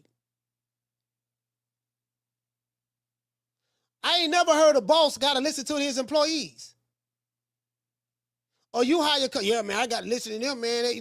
Now you can take some advice from them. Yeah, I take this advice, take that advice. But then, okay, you know what? I hear what y'all saying, but this one I'm going to do anyways. This is what I want to do. You see it happen time and time again. So I just need some more information myself. But when I go to hearing that, yeah, man, what I got to do now, see what I got to do now. See, when I go to see, this what worries me. I'm just being honest with you. I'm gonna pull it up. In a minute. I gotta play this clip again. That I don't make my own decision. That's what worries me. I'm calling. What's your name? You calling from? What's up, Coach Martin from Jersey? What's going on, bro? Martin, talk to me. Yo, are we surprised? As soon as I heard the talk, I'm a Vegas fighter. I fight in Vegas. This is where my fan base is at. I already knew this man does not want to go and fight the winner of that fight. You understand what I'm saying? Like, I already knew right there that was the beginning of duck talk. You understand what I'm saying, Coach? Mm. And the last couple of callers, like Martin from Oakland and the other guy, man, all they did was niggas playing in their phone call. Mm. They were like trying to like make excuses for the guy, but the guy, you put yourself in position to fight the winner undisputed, and now you're acting like you want to talk to your management, everybody, like I'm not in charge. I'll do what they tell me. No, sir, you are in charge. I'm thinking when Turkey flew him out there, I'm thinking he's gonna jump in the ring, and shake hands with the winner of the fight, and good fight, and I'm next, next in line. That man was gone. And whoever's saying, that I don't know how true it is. They have family issues. I don't know if they're making it up, but if it's true, they should. Somebody need to come up with a receipt, like you said, with that situation, right or wrong. Yeah, I just want to see it. I mean, if he had a family issue, how do you know that? Like, if whoever's in the chat saying that David Benavidez had a family issue, how did you find that out? And if you found it out, and if you found it out because he said something in an article or he said something in the interview, then please send it to me because I haven't seen it. I just want to see what you saw so I can know what you know. That's all. Exactly. And not to be talking about Canelo, but you know, when he was chasing Canelo, which Canelo did avoid him, let's speak facts. Let's not play favorites here. Canelo did duck the dude, but when he was chasing after Canelo, he was even like holding out for Turki Alashihk to try to make that fight.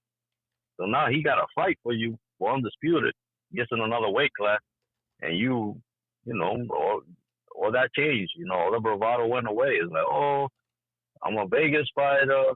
You gotta talk to PBC, and now, you know, we work together. And now, like, oh man, you gotta get ready to duck. So to me, he's ducking. That's just my opinion. But anyway, Coach, great show. Holla. Absolutely, fam. Yeah, I don't want to say. I don't want to say David Benavidez ducking. I'm not going to go that far to say he ducking. What I don't understand is this. What I don't see this what worries me. He's using sides of the Turkey's going to want to talk business, and you don't want to stick around for that. After all the festivities are over, Turkey. Put it this way. I don't see why not stick around for a few more hours or an hour or whatever to see the fight.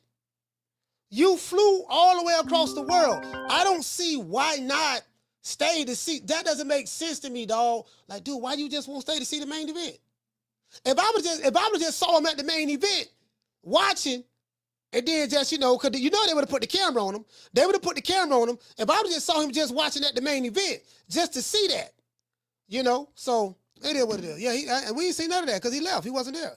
Carter, what's your name? You called him from? Wow. What's up, Coach? Hey, what's going on, Jerry? From BMO. B-More, talk to me. About to drop some knowledge, brother. Gotta disagree with you. Most fighters, unless you're a Canelo or an AJ, you're a real money mover, don't have no leverage. It should be what you say, that the fighter's the boss. It's not the case. It's just not.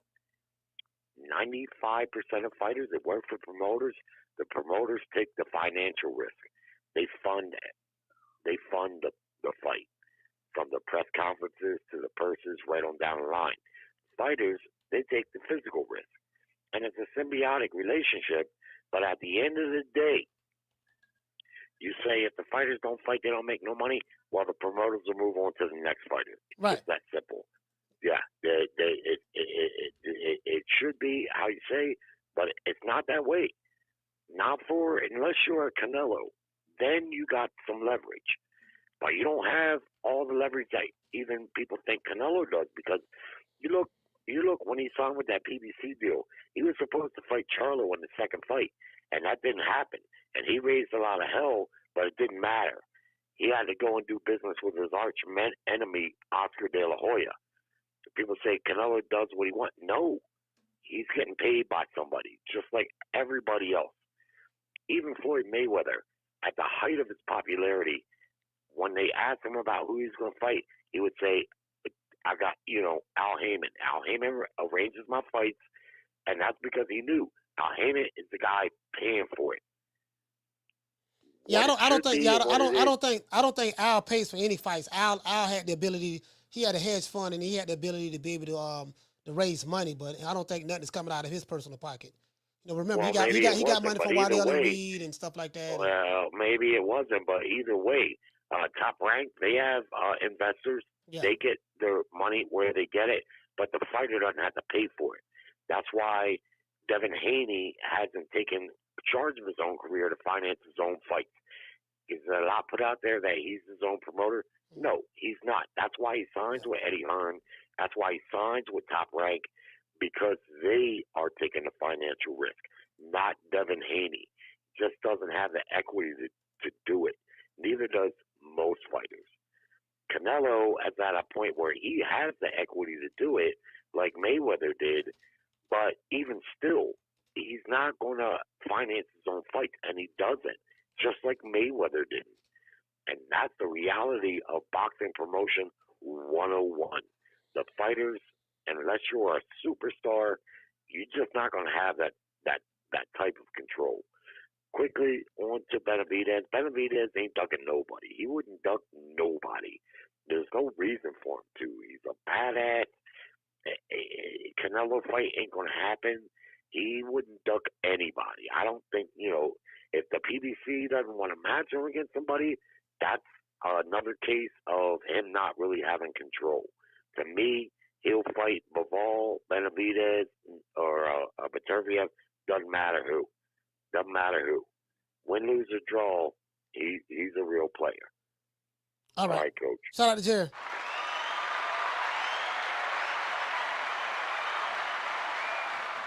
Well, we gonna see. Turkey's gonna want to talk to you about your next fight. And you're only really over there with your father, not your legal representation. I don't know that Samson Lukowicz accompanied them. Obviously, we haven't worked yet, but right now we're basically in talks. But if it's good for the sport, it's good for me, and it's good for the whole division. So I mean, if there's an opportunity we can make a fight happen, I'd definitely have to go talk back to the PBC because they're the one in charge. You see that? He's using sides of the street to skedaddle. It shouldn't be no problem. Like I said, using sides of the street to skedaddle. He's leaving the entire decision-making process up to the PBC. But wasn't there a PBC fighter boxing on this same show? But I feel like it shouldn't be no problem. Like I said, Al Haymon, he cares about me a lot and he wants the best for my career. So if he feels like this is the next step, we move as a collective. It wouldn't just be me signing with Turki Alashihk. Me, Al Haymon, and all the PBC, where we would be coming together as well. Bruh, see that. Hold on. You know what? Maybe, again, I ain't got but a GED. Let's see this again. To the PBC. But wasn't there a PBC fighter boxing on this same show? But I feel like it shouldn't be no problem. Like I said, Al Haymon, he cares about me a lot and he wants the best for my career. So if he feels like this is the next step, we move as a collective. It wouldn't just be me signing with. So if Al Haymon feels that this is the next step, this meaning you can fight, we want to see you try to push the fight for the Bivol fight, then if he feels that way, if Al Haymon don't feel that way, then I'm not going to worry about that. I'm just going to move on and go somewhere else. Okay, I get all that. He said we move as a collective. Interesting.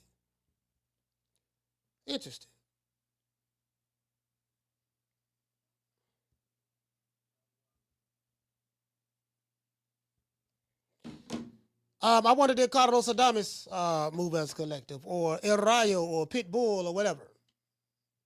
I'll call him. What's your name? Where you call it from? It's your boy Round One, Coach. Round One, talk to me. I just want to say the next fight for David is going to be Callum Smith. Yeah, he been called. He said that. WBO interim belt. Yep. He's probably going to fight Callum Smith because he feel like that's the easier fight.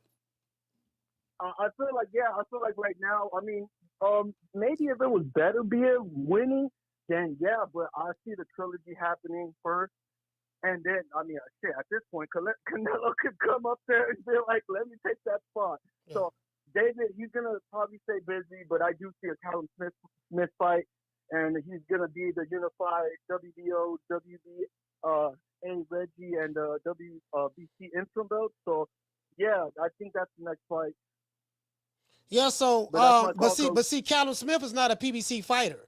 So, Callum Smith fights, what is he? He Matchroom, right? I think he's Matchroom. Yeah, I think Callum Smith is a Matchroom fighter, and he fights on the Zone. So, oh shit, I forgot. And Dimitri Bivol is a Matchroom fighter and fights on the Zone as well. But the thing is, it doesn't matter. The reason why it doesn't matter, because the money man is the guy that's gonna put the money up for the fights. If he thinks it's a good fight, and they're gonna do it. And then with Turki Alashihk, they do their own matchmaking. They don't use the matchmakers of the promoters. They don't use what I noticed. Hey, Round One, what I noticed, when they pay for a fight, they take control of everything. Look, I'm gonna pay you. You're gonna get a percentage. Promoter, you're gonna get a percentage of his purse, whatever y'all got worked out. But this one I'm gonna pay him, and this the matchup that we want to make. So, I mean that's pretty much how they run it. Like literally, bro, they run it like that. Oh, man. Yeah, well, see, I would think David probably, he would, if he left, pretty sure he saw the Callum Smith fight. So, there's another opponent, it was Undisputed Dude and Callum Smith for the WBO interim belt. There's another belt he could get, but, I mean, he's still going to have to go to Turkey with that, I guess, can't be talking all that Al Haymon and we move as a team and, you know, me and Scampton and all this and all that. But I feel like he's going to do it. You know, he's going to probably have to take another fight with somebody maybe. So, I mean, Bivol and Beterbiev, that might be a trilogy coming. So, but that's my call, Coach. But, yeah, that's all. All right, salute, fam. And again, I don't know. I don't know if that fight really gonna be a trilogy. Like, I think the decision is gonna be up to Bivol. If Bivol decides, you know what, I'll fight this trilogy. You know, it's probably gonna be a big money fight. We don't know yet, so we gotta wait till we see something official. Me personally, I don't understand why he left. At least stay to watch the fight. You get what I'm saying? I don't understand why he left. And then when you go to talking about, well, me and Al Haymon, is up to him. You know, he's going to do what's best for me. We move as a team and not just me. We move as a team and all that stuff there. And I'm like, man. So if Al Haymon say, you know what? Okay, let's just say this. Let's just say Dimitri Bivol say, you know what? I don't fought this dude twice. I'll rematch him, but I don't want to rematch him right now. I'll move on to fight the next guy in line. And Turki Alashihk said, you know what? You got an IBF mandatory, WBA mandatory, WBO mandatory, but you got the WBC mandatory, and the WBC mandatory is the bigger fight. So I want to offer you something that you can't refuse. And this is the fight that we're going to make this happen. When Turki Alashihk step on the scene, there is no streets. There's no size of the streets. Remember, everybody working together. The PBC works with Turki Alashihk. Top Rank works with Turki Alashihk, Matchroom, Queensberry, and Golden Boy. All of them have fell in line with Turki Alashihk. All of them. So to make a fight with any promotional company, it's no problem. Because if money is the issue and they all fight for money, then the money ain't no problem. Hell, I just heard Chris Eubank say today, he said, look here, man, I gave Turki Alashihk an astronomical number, or, you know, I don't know what he meant by astronomical, but he said, I gave him a high number, and he said, okay, no problem. He made the fight happen. Just like that. Shout out to Domos. Hey, okay. Dropping that $2 super chat. He said, did Fulton move as a collective with Al versus a New Way? No. Fulton went against Al. Fulton told Al, nah, man, I want to take that a New Way fight. I want to go to Japan and fight. Fulton didn't do that. It was two fighters who said, you know what? Yeah, I know this the plan you got for me, dog, but this is what I want to do. So this is what I want to hear David Benavidez say, no, I do what I want. This is what I want to do. Because we saw Cool Boy Steph do that when he went to Japan.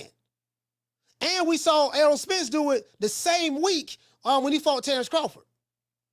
So we know it can be done. That's all I'm saying, fam. Shout out to LJ Wright. Hey, okay. Dropping that half for, bam, Hundo on your boy. Hey, Leroy. Super chat received. Playtime's over, boy.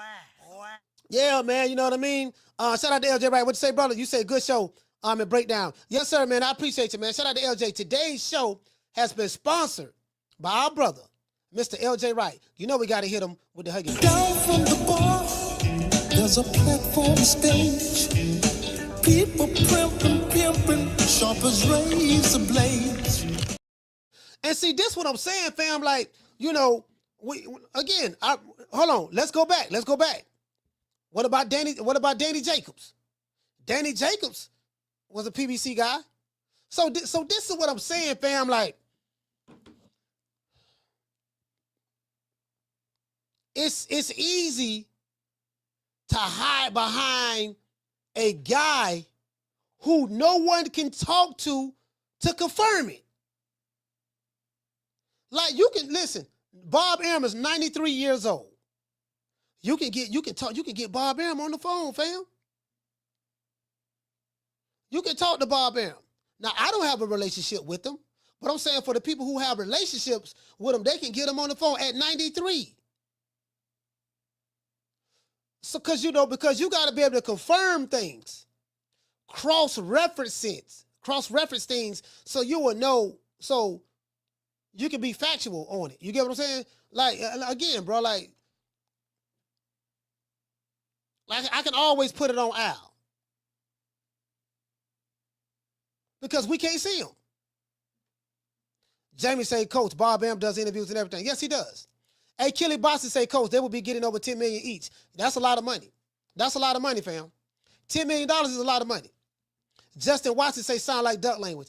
I mean, Justin, I don't want to see. This is the thing, right, fam? I don't want to say he ducking. I don't want to say he ducking because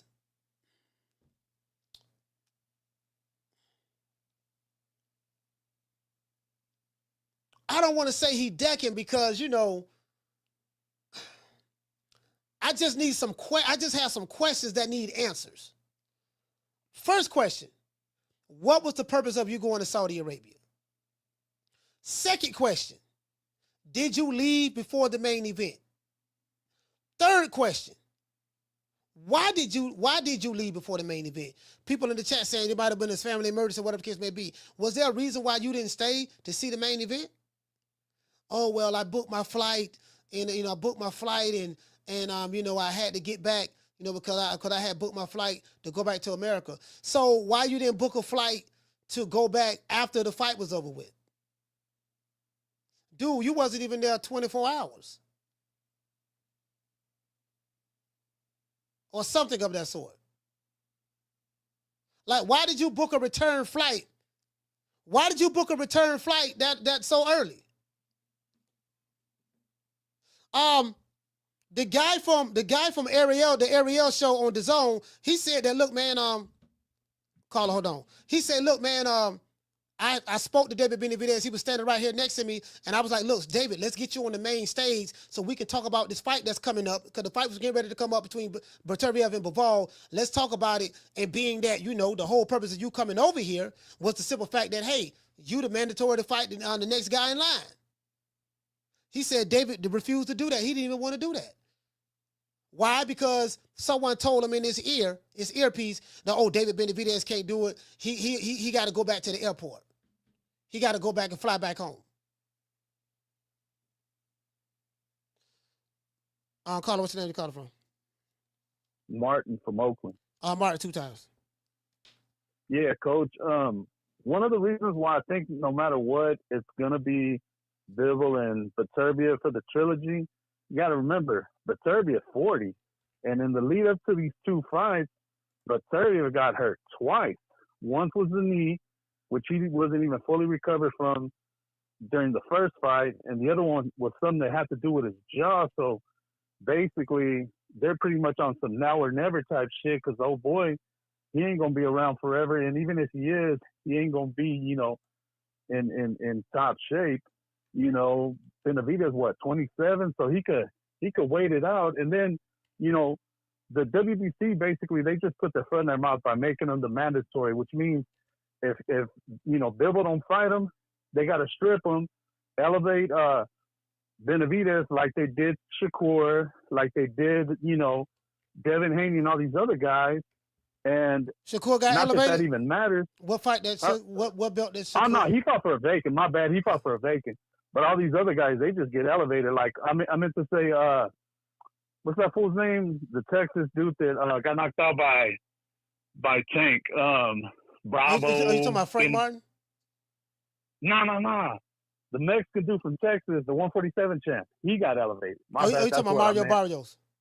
Yeah, him. You know what I'm saying? So they'll do that, but nobody gives a fuck because when you're the ring champion, you the champion. So it ain't even going to matter. But I think it's just, you know, he's just going to have to wait his turn. You know what I mean? Because them 2 fights, like, honestly, me personally, I don't know who's the better fighter. 24 rounds later, you could flip a coin. You know what I mean? Yeah. And you still don't know who the best fighter is out of them 2 cats. I'd rather see them go at it a third time than to see Benavidez get his chance.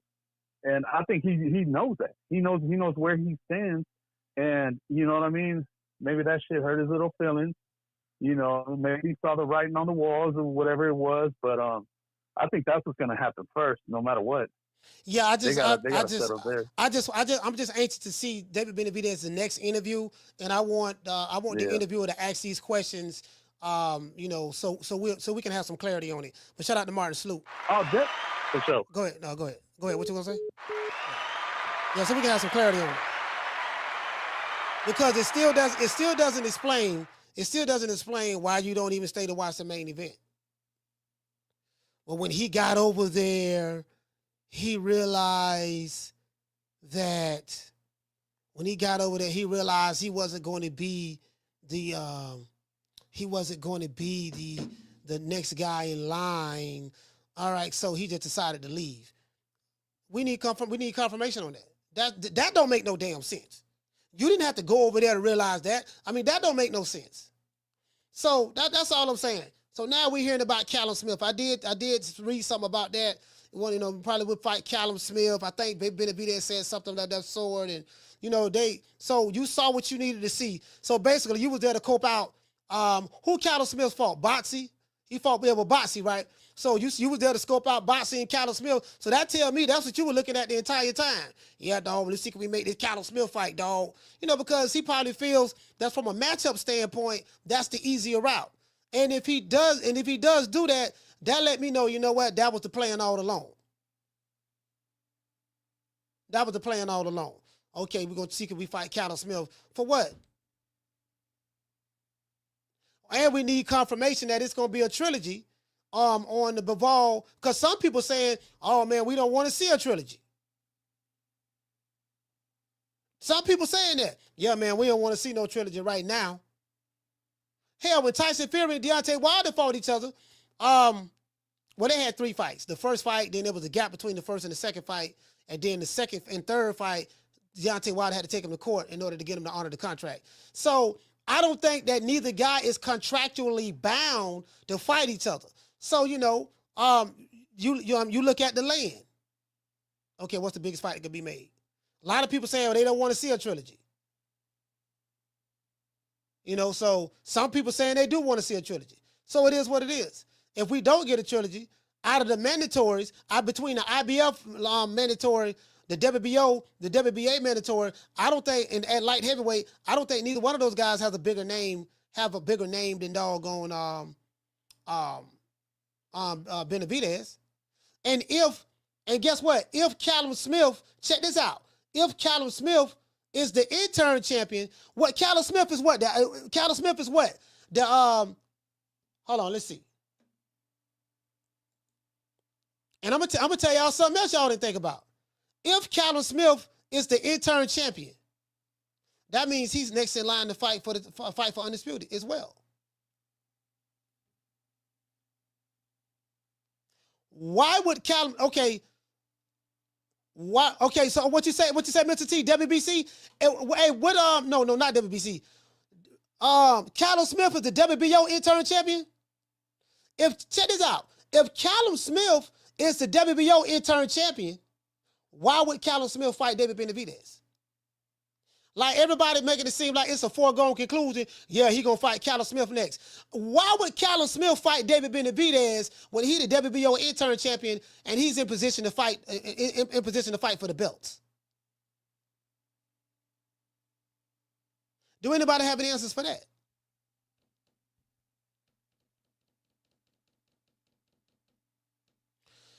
David Benavidez is what? He's a WBC regular. Let's look this up. Let's pull this up. Let's go to WBC. I'm sitting there thinking. I'm like, this shit ain't making no goddamn sense. My bad. No, not rankings.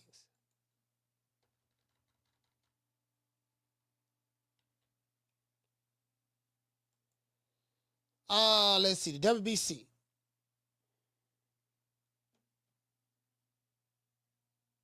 Let's go to WBA. Hey, what does that Mr. T say? So David can become a 3-belt unified intern. Hey, Mr. T with that bullshit. Mr. T. Hey, Mr. T with that bullshit. Mr. T say. Hey, Mr. T, I'm just asking a question, fam. Like, this ain't making no sense, dog. Okay, let's say I go down this rabbit hole and we say, okay, yeah, he gonna fight Callum Smith now, because Callum Smith the interim champion. All right, well, the importance of being the interim champion that means you the next guy in line to fight for the titles. How do we know? Because that's what an interim champion is. He's the next guy in line. David Benavidez was the WBC interim champion at super middleweight. And the reason why he was bitching and moaning, we said he wanted a shot at the title, but was because he was the next guy in line to fight Canelo. So let's go to Callum Smith. If Callum Smith is the WBO interim champ, why would he fight another interim champ? He's next in line to fight for the title. You know, we can't assume, hey Mando, we can't assume that, yeah, man, Callum Smith gonna go ahead and fight the WBC interim champion. David Benavidez's team may want to fight Callum Smith because he looked like he's the easier fight. But what is the incentive for Callum Smith to fight him, though? Have anybody thought about that?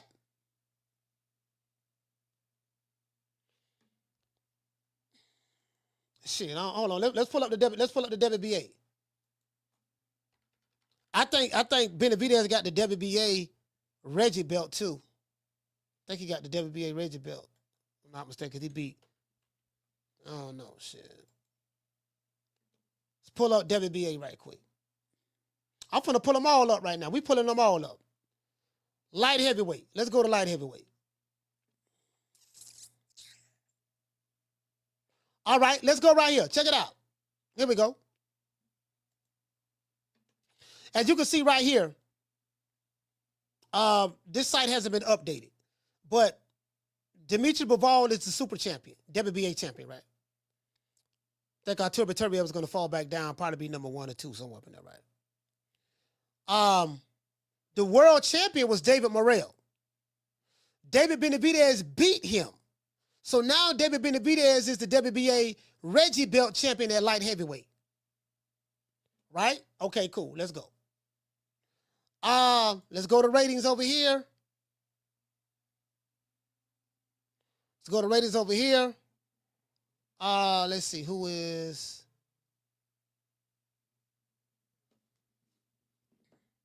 Let's do male.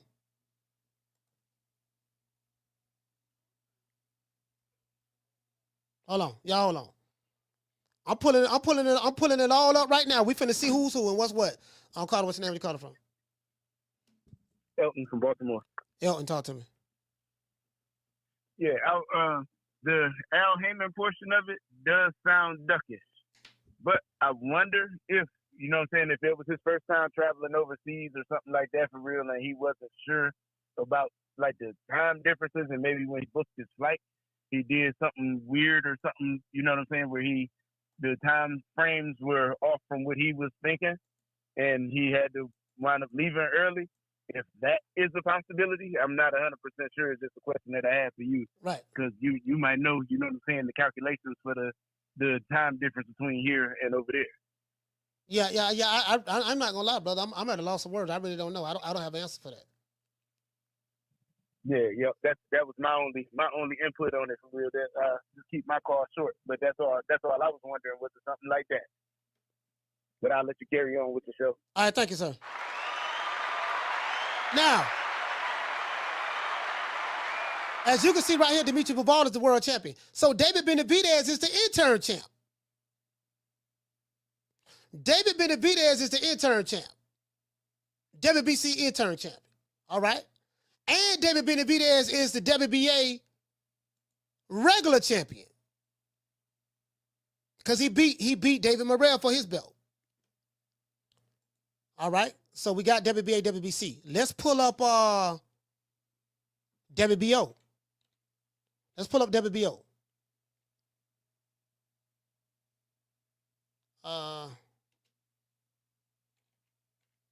Let's pull up WBO. World Boxing Association. No, World Boxing Organization, my bad. Let's see. Year, let's go 2025.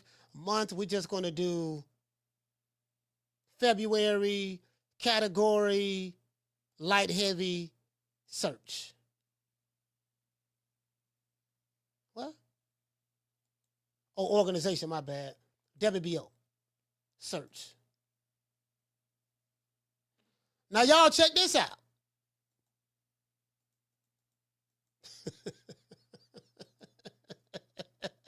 Y'all check this out. Callum Smith, as you can see right here, Callum Smith is the WBO interim champion. So, according to what's being said in the chats, I guess, Artur Beterbiev is now number 1 in the WBO. So he's going to get a shot at the title anyways, if he, whenever that happens. Callum Smith is the WBO interim champion. So, you're trying to tell me that, and I'm not saying that this ain't going to happen. I don't know. But what is the incentive for Callum Smith? Well, I guess that'd have to be money. It'd have to be money from Turki Alashihk. But outside of that, okay, we can't say the incentive for him is the money because David Benavidez on the other side, it's like, well, wait a minute, I got to talk to Al, we got to move as a unit. And, that's what we got to do. We got to move as a unit and see, we might go at Callum Smith. They want to go at Callum Smith because Callum Smith is the easier choice between the champion. Because the champion is going to beat his ass. I'm wholeheartedly believe that. I'm taking all bets on that. If he get in the ring with Bivol, I got Bivol 7 days a week, twice on Sunday. I'm taking all bets on that, right? But outside of that, what is the incentive for Callum Smith, who wants to become a champion at light heavyweight? What's the incentive for him to fight another interim champion?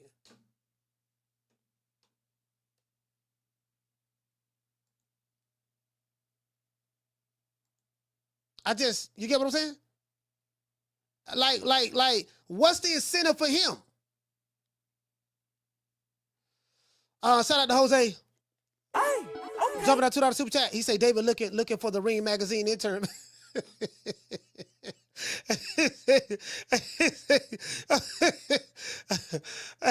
Shout out to Mr. Calderon. Jumping out $2 super chat. He say David's later unlocked his phone. That's why he left. Yeah, I just, I mean, hey, Mr. Calderon, I'm just trying to figure out, what would be the incentive for Callum Smith. I get it. You get what I'm saying? I get Benavidez, but they're gonna fight the Callum Smith fight. Y'all don't think Callum Smith want to fight the Undisputed? Down from the bar, there's a platform stage. People pimping, sharp as razor blades. I'm just saying, if I'm Callum Smith, no, man, okay, somebody in the chat said there was an order. I didn't see the order. Shout out to Nate the Great. Nate the Great, what's going on? I didn't see the order, but somebody said there was an order. But let's say we run with the order, right? Let's say we run with the order. Okay, matter of fact, let's pull up the IBF. Let's pull up the IBF. Let's pull up IBF. Let's see who the mandatory or whoever at IBF. Shit. IBF rank. Let's pull this up. Shit. Fuck it. Let's pull them all up. IBF, January 2000. Okay, let's put February 2000. Damn, it's only going to January 2025. Damn. And we're going to go to light heavyweight.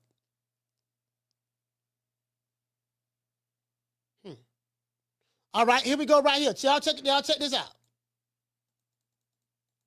This is the IBF right here. Blow it up a little bit more so everybody can see. All right, the champion is Dimitri Bivol. They haven't updated their site yet.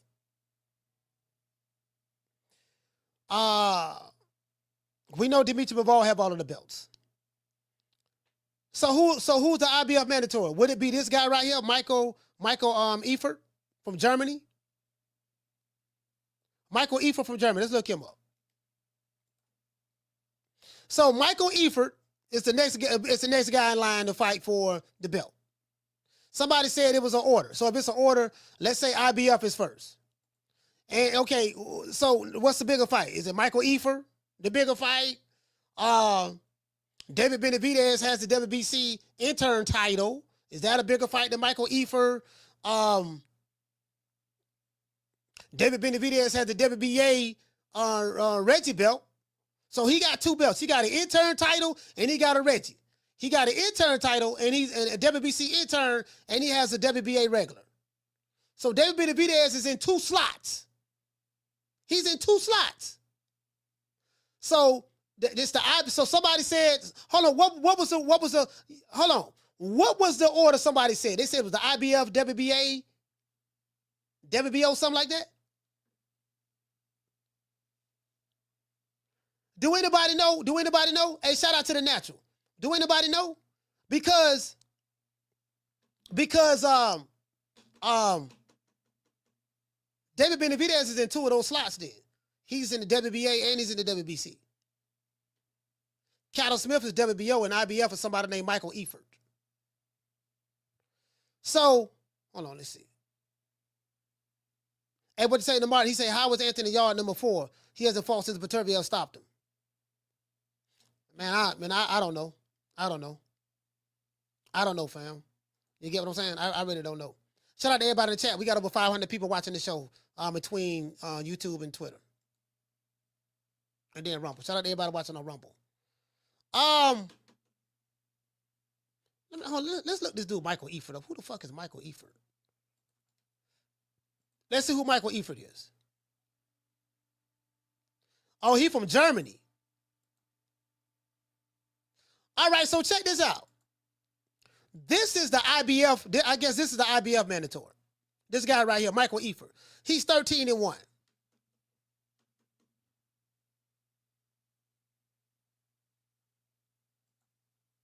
He's 13-1. He's the guy that's number 1. He's the guy that's number 1 in the IBF.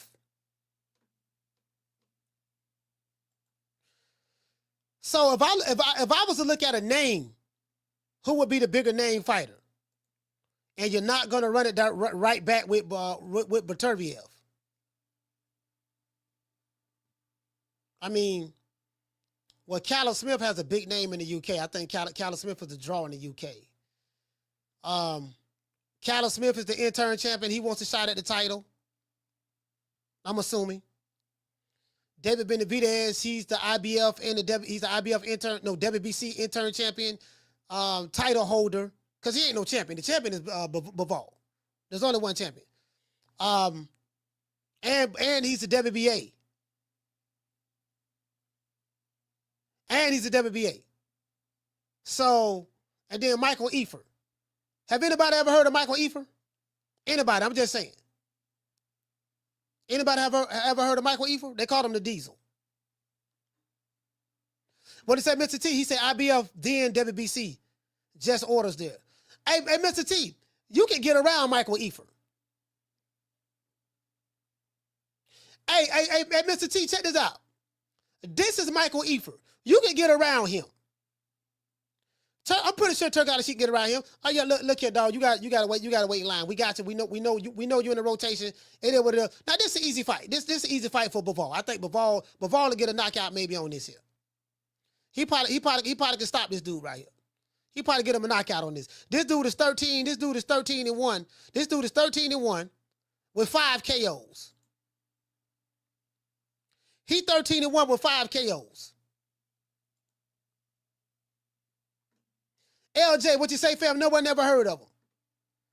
So LJ, you can easily get around him. Yeah, man, no, the IBF shit, man, they rank number 1. Okay, that's cool. We can get around him. Turki Alashihk running the yard right now. We can get around that. Michael Eifert, you can wait one more fight. Or whatever. So the next guy in line is what? Hey, shout out to T-Bonafide. Salute, fam. Hey, what you say, Killer? You say Smith and the WBO mandatory is first in line. Hey, Killer, you say Kelly Boston say that the WBO is first? Hey, what you say, Sonny? Sonny Cheaper say Eifert need to get on the card against Morel or y'all. The natural say no one wants to see Callum Smith. Okay. Hey, natural. All right, cool. Hey, shout out to Miss Black Panther. All right, cool. So let's say no one wants to see Callum Smith. Well, they damn sure don't want to see Eifert. If they don't want to see Callum Smith, they damn sure don't want to. Okay, if that's what. Let's say I was to run with that. Let's say I was to run with that. What you're saying? They don't want to see Callum Smith, the WBO mandatory, and the people don't want to see Eifert. The IBF mandatory. That leads to WBA to WBC. Guess who got the WBA to WBC? David Benavidez. Hey, okay. True.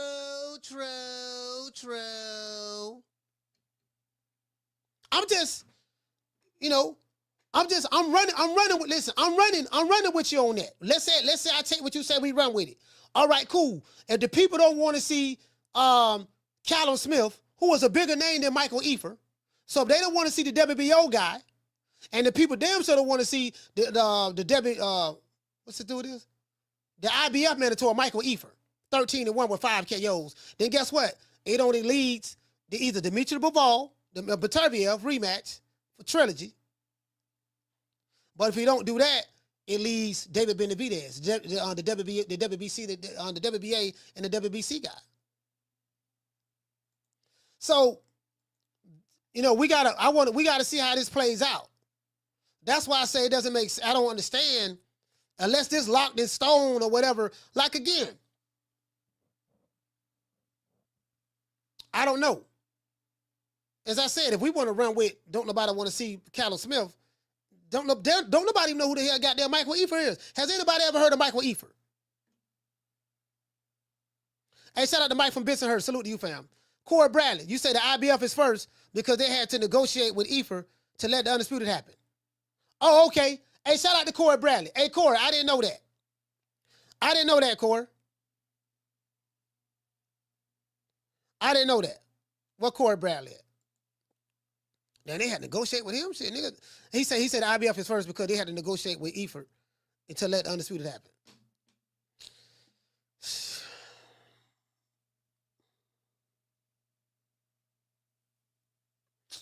Damn, dog. So Eifert, you know what? Check this out. Valdez say he know him. You know what? Fuck it. After 2 gruesome fights with Beterbiev and Bivol might be like this a cherry. Listen, I don't know how he got to be number 1, but again, I ain't got no shade. This ain't no shade to doggone Eifert. This ain't no shade to Eifert. You get what I'm saying? But let's just be realistic. I want to show y'all this here. Let's look at Eifert. I would say that Bivol is due for an easy fight. Eifert he's 13-1.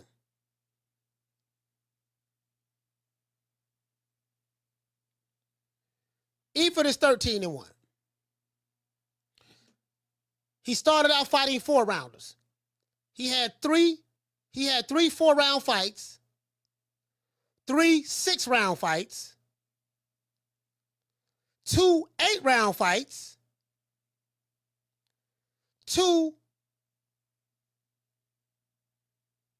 10-round fights. He had another 6-round fight right here, and his last fight was a 6-rounder. And this guy right here had a 3-star rating. He beat Jean Pascal. Jean Pascal's pretty much past it, but he beat him. I think that's the biggest name on his resume right now. I don't think he stand a snowball chance in hell of beating Bivol myself, but Bivol might be due. He probably want an easy fight right now. Who knows? Carla, what's your name? Where you calling from? Hello? Yes, Carla, what's your name? Where you calling from? I'm calling in reference to the walking idea. Damn. Oh man, call back. God damn. Hold on. Let me call a call back. Sorry about that. Damn. I got 2 calls calling in at the same time. Call back. Sorry about that. I be having 2 calls call in, so I be trying to click over on the other side. Let these people know. Call back. Anyways. All right. Hold on. Y'all hold on.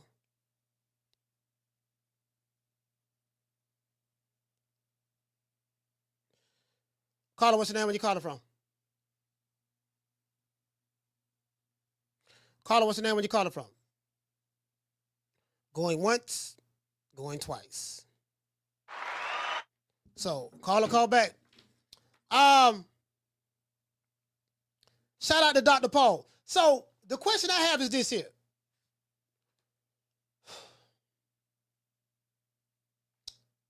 Don't nobody want to see Bivol fight Eifert. So it's either going to be the rematch between Beterbiev, which I don't know. I think if I'm Bivol, I wanna fight an easy fight. If I'm Bivol, hold on.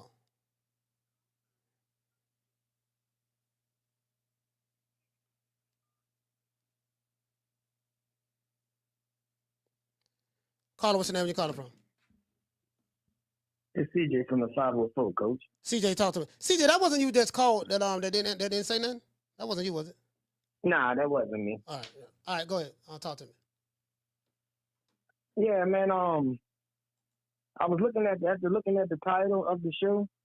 I went on Google and I started to type in Dimitri Bivol's name and look up to see if he was going to move up the cruiserweight.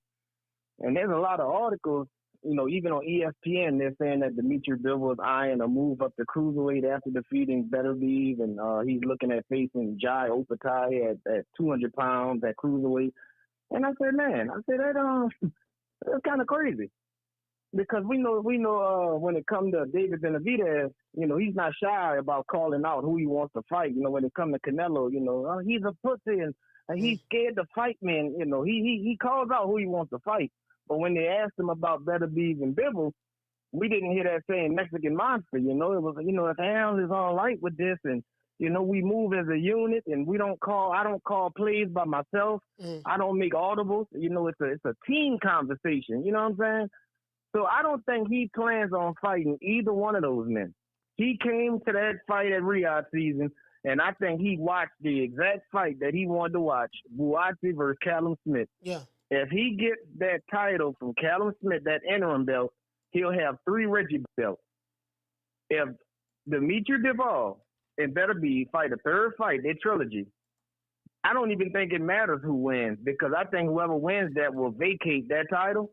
And I think, Benavidez will become damn near undisputed by default, because we all know that the interim title, once it's vacated, whoever's the interim champion, they basically get elevated.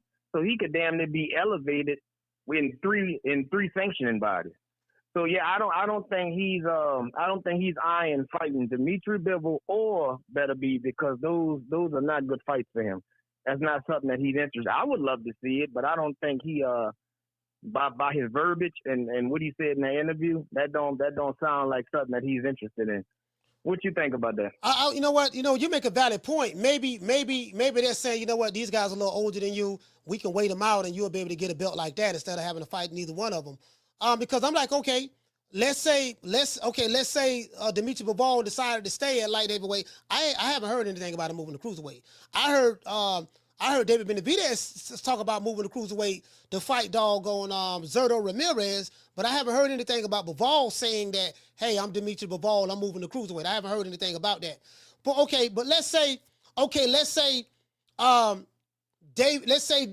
Dimitri Bivol say, you know what, I'm gonna fight my IBF mandatory. We can't assume that because David Benavidez wants to fight Callum Smith. Callum Smith may not want to fight him. Let's say Callum Smith don't want to fight Dimitri Bivol. I mean, he don't want to fight David Benavidez. He's like, I'm gonna fight an easier fight or fight somebody over there in the UK so I could, you know what I mean? Get me, because David Benavidez want to fight in Vegas and all that shit there, and Callum Smith don't need no David Benavidez like that. So let's say Callum Smith say, you know what? I want to fight somebody in the UK, not Beterbiev. I mean, I wouldn't mind seeing doggone David Benavidez fight Beterbiev. Fight the guy who just, the former undisputed light heavyweight champion, Artur Beterbiev. I wouldn't mind seeing David Benavidez fight him. If you're not going to get Bivol next, if the IBF is serious about enforcing that Mando and Dimitri Bivol decides to fight the IBF mandatory first, which that's an easy fight. Now, he ain't going to make no big money fighting that dude, because that dude ain't no name and he ain't no draw. But if he want an easy fight, he can fight that dude, get that out the way. And David Benavidez, I don't foresee him getting Callum Smith, because I see the incentive for David Benavidez, that's an easier fight, and he can get another interim belt. But what's the incentive for Callum Smith? There is. I mean, the other two interim titles. Yeah, the other two interim titles would be his incentive. The WBA regular championship and the WBC interim. Yeah, but he's but he's the WBO interim, and he's next in line to fight for the belts. I agree. You get what I'm saying? Agree. So what? I mean, so who can Benavidez fight besides like Anthony Yard? I don't really see too many other. Yeah, he can if he want to smoke, he can fight Beterbiev. Why not fight? Why not fight the guy? Why not fight the guy who former light heavyweight undisputed champion, and see can you put a beating on him worse? See can you outperform Dimitri Bivol? So you know what? Let me see can I put a beating on him, because ain't nobody been to beat the dude up. Let me see can I do that? Let me see can I do that? And then I'll be able to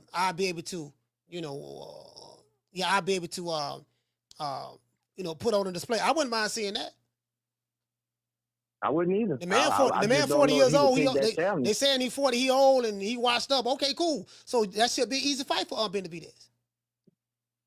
Should be, but it ain't gonna be no easy fight, man. Better be you can fight, man. I definitely know it ain't gonna be an easy fight. I'm just saying, throwing that out there for David Benavidez fans. That's probably an easy fight for him. You know what I mean? Okay. I'm just throwing that out there. All right, I appreciate the call from you, Coach. I appreciate it. All right, salute, fam. Yeah, that's it. Yeah, you get what I'm saying? Because again, I hear what people saying. David Benavidez wants to fight Callum Smith. I understand why he want to fight Callum Smith. The question we need to ask is, does Callum Smith want to fight David Benavidez? If he has no interest in fighting David Benavidez because he's next in line to fight for a title and he's willing to just have a stay busy fight until he gets a shot at the title, then what David Benavidez gonna do? Why not fight why not fight Beterbiev? Because Callum Smith didn't hold on. If I'm not mistaken, let me look this up first. Hold on. I want to make sure I'm right.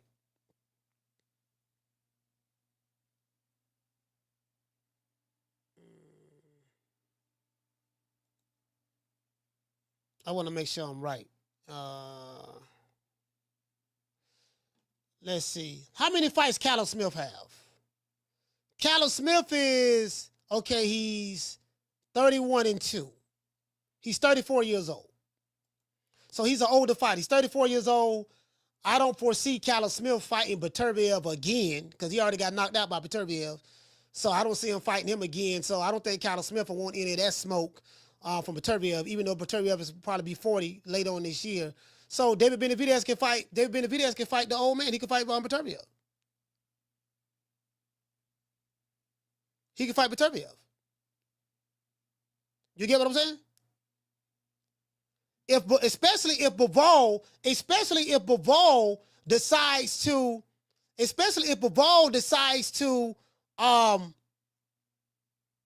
fight his mandatory, which is a layup. The dude 13-1. He probably gonna get stopped. And he ain't got but 5 knockouts. So he pillow fisted. He probably gonna get stopped. You get what I'm saying? NPR, what you say, fam? Callum, he say Callum lost to Canelo and Beterbiev, 2 future Hall of Fame fights. The Natural, what you say, Natural?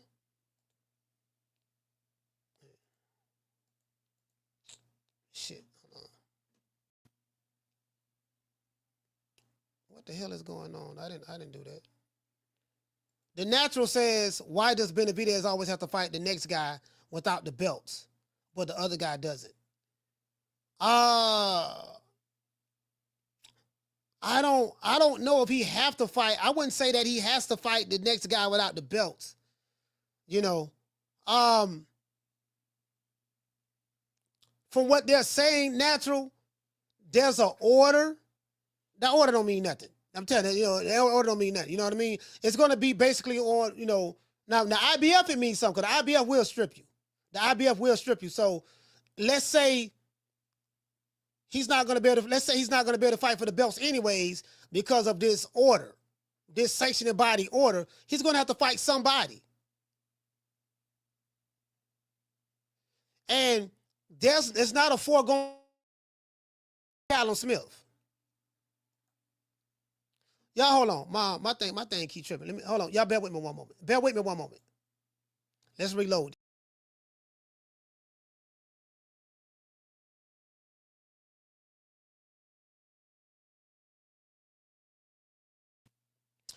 All right, I'm back. I had to refresh. I had to refresh my screen. I'm back. That's not a you know, because we're looking at matchups, right? Of course, if you got David Benavidez calling out Callum Smith, then that means he feels that Callum Smith is the easier fighter. That's the easiest fight to make, right? Cool. Maybe so, maybe so, maybe is, maybe it's not. So that's the incentive for him. Well, I beat another guy, a former champion, this and that, pretty much patting his resume.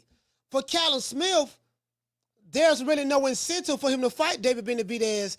He can just hold his position at with the WBO title. He can just hold his position with the WBO title, and then after he can hold his position with the WBO title, and then he can turn around and have a stay busy fight.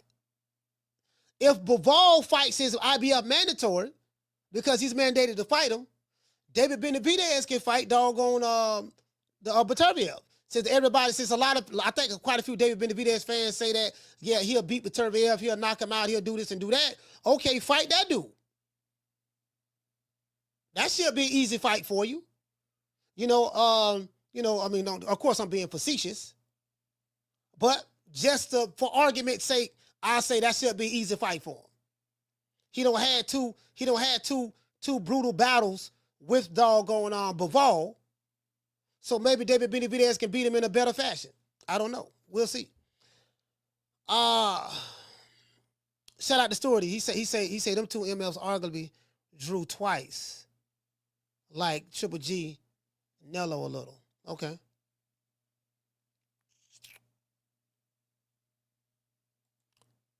Hitman, what did he say? He said Callum beat a top 175 boxing.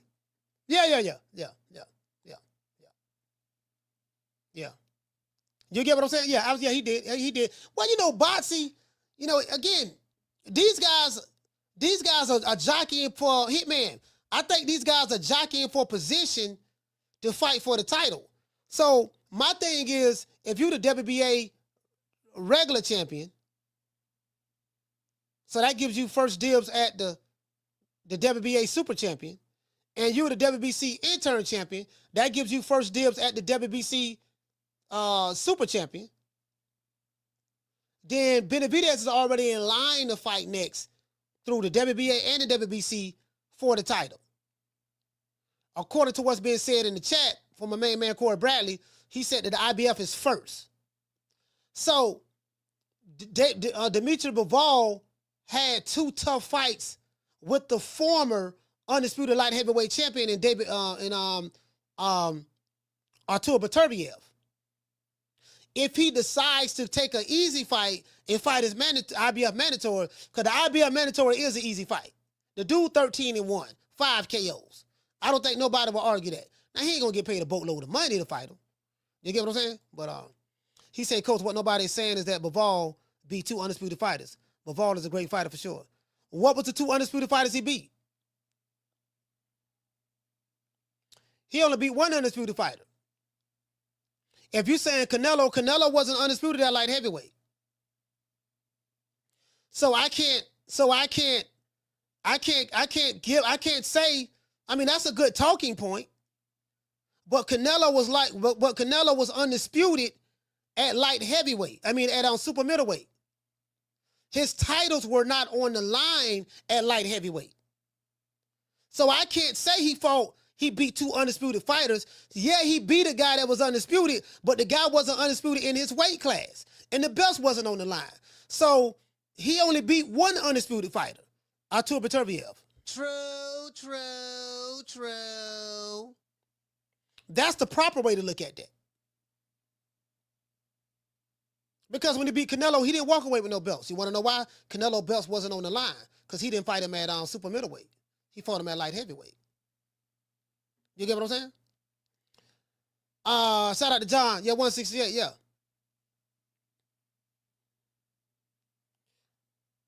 Let's see what we got.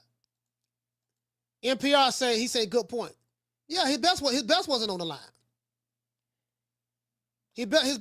Matter of fact, Bivol even offered, hey, look, I'll come out. The only way I fight Canelo again, I'll come down to 168 and fight you for your titles. And Canelo said, no, I want to fight you at 168. I want to come back to 175 and fight you. So, you know, if the belts ain't on the line, you get what I'm saying? The belts got to be on the line, you know, so that's how that works. But we gonna, you know what? Let's do this. Let's look at the ratings. Let's look at the Ring Magazine ratings. Let's go male, light heavy, submit. All right, y'all check this out.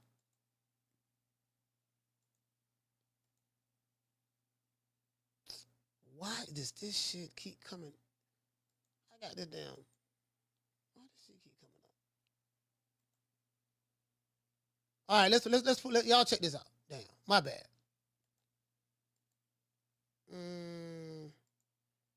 Let's look at the ratings. Now this is this box rate. My bad, I don't need box rate.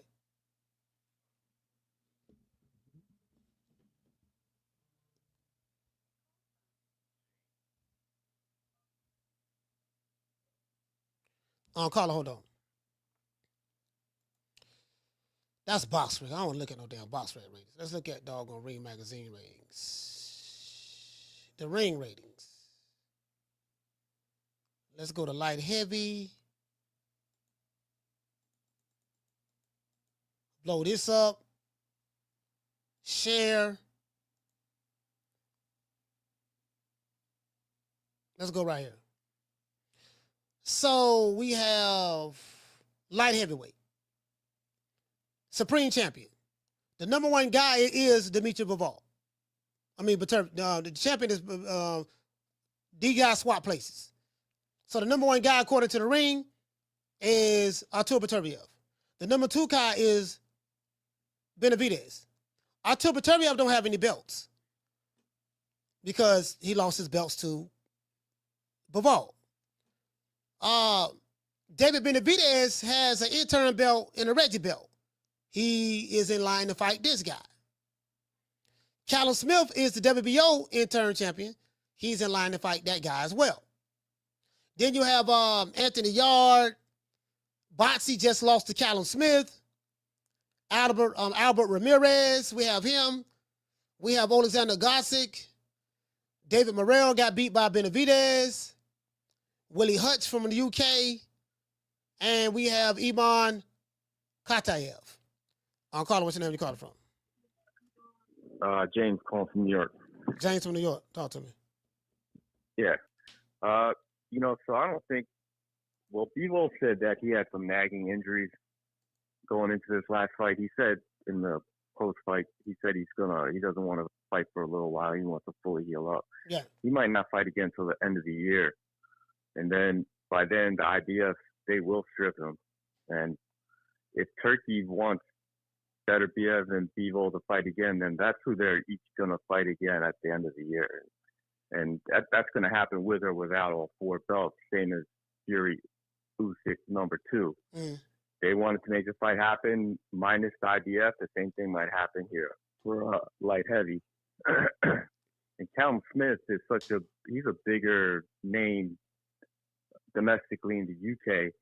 He could take a stay busy fight like this summer or something against a domestic UK fighter, and it'll be a big fight. Like if he fought Anthony Yard or something like that, that fight would make money, and he could stay busy like that, and he could wait and see what happens between Beterbiev and Bivol. If Bivol wins, Callum might want to get in there with him. If Beterbiev wins and looks like he's gotten older, he may want to fight Beterbiev again, or he may make the decision later on just to stay away from either one of those guys. But he could fight someone domestic for now. You talking about Callum Smith? Yeah, Callum Smith. Yeah. I was thinking that too. I was thinking that too. Fight someone domestic. Yeah, because the one thing I think from listening to the show, the one thing that most a lot of fans agree on, though, is these guys all have options. Yeah. Even if that IBF belt goes free sometime this summer, because Bivol's not going to fight and he's going to fight Beterbiev next, whoever picks it up, they're just going to be hanging out there. Benavidez, I don't know if he's ranked with the IBF or not, but no, he's not. Benavidez, he's not ranked with him. So he won't be able to get at that belt anyway, and neither will Callum Smith because he's not ranked with IBF. That champ he'll be a champ out there floating around. But Benavidez is the only one here who's he screwed himself. He painted himself into a corner because he started all this fire. Now there's a ton of smoke, and he's trying to stay away from all of it. So you know what? Both of those guys went through a lot to fight each other, Betebiev and Bivol. So let's say Beterbiev doesn't have the pressure on him to fight right away. He made a lot of money. Him and Bivol, they made a lot of money fighting each other. So he probably want to rest up and heal up himself. But Bivol definitely want to rest up and heal up as well because he took punishment fighting Beterbiev. Both of them did. So let's say you're right. Let's say he doesn't fight till later on in the year. The IBF decides to strip him of the IBF title. That would mean that the guy, the IBF mandatory name is Michael Eifert. Michael Eifert will be elevated. Everybody gonna be breaking their neck to fight him. But if I'm Benavidez, I probably want to break his neck to fight him if he get the belt, if he get elevated. Maybe Callum Smith would, so to speak. I don't know, but he's the easy, he's the easy guy with the belt. You know what I mean? Okay, yeah, I got the IBF title. So they might be playing a waiting game. He is. Yeah, but I also think these guys are all smart. Callum Smith and Benavidez especially. Benavidez knows that guy's smart. He knows what he's doing. That's why he jetted out of Saudi real quick. Because if he would have hung out to the end of the fight, Turkey might have brought him into the ring and been like, all right, next fight, Bivol, Benavidez, they would have put him on the spot. They would put him on the spot. On that spot. I totally agree. Yeah, so he got the totally agree. Yeah, so he got the hell out of there. Yeah. And then if the IBF title goes to this mandatory guy, he gets elevated and it's hanging out there. Callum and Benavidez, they might not be so anxious to try to grab up that easy belt because then if Benavidez goes for it and let's say somehow he got that fight, he becomes IBF champ. Then the next thing everyone in boxing is going to be saying, reunify the division. Let's see the winner of Beterbiev, Bivol 2 get that belt back. And then he's going to be on the spot again to fight one of those guys, and he don't want to be in that position, which is why I don't think he'll go for that IBF belt. Benavidez is screwed. He painted himself into a corner. He talked all this stuff, and now he's in a position where he doesn't really have a lot of options. He's got to step up and do something, but he doesn't know what to do. Well, he do know what to do. He gonna talk it over with his team, and Al Haymon is the one that make the decisions, and so exactly right. Right. Exactly. He's ducking for cover from a guy that don't exist. Al Haymon's a phantom. It's like if he's ducking behind a guy that he knows he can duck behind, like you said, because no one can get a hold of Al Haymon to confirm or deny anything Benavidez is saying. Yeah. So it's let me just say one more thing. It's also possible, because Mauricio Suleiman was feeling the heat from Benavidez a little bit from the public when he was at 168, and they were trying to get everyone wanted the WBC to mandate the defense so that Benavidez could get the shot against Canelo, but Mauricio didn't want to do that because Canelo's worth a lot more to him for the 3%. The 3% sanction fees that Mauricio Suleiman gets off of Canelo's fight is a lot. It's a bigger number than 3% of what David Benavidez could ever do. So, and Mauricio knows if he would have ordered that fight, Canelo's got the balls. He would have just been like, fine, I vacate, take it. And Mauricio would have been out a lot of money. So he didn't want to mandate that fight. He wanted to keep Canelo as the WBC champ at 168. And if you guys remember, that's when they said, okay, well, Mauricio told David, he's like, go up to 175 and I'm going to make you the number one ranked mandatory position at 175, and you can get a shot at Benavidez Bivol.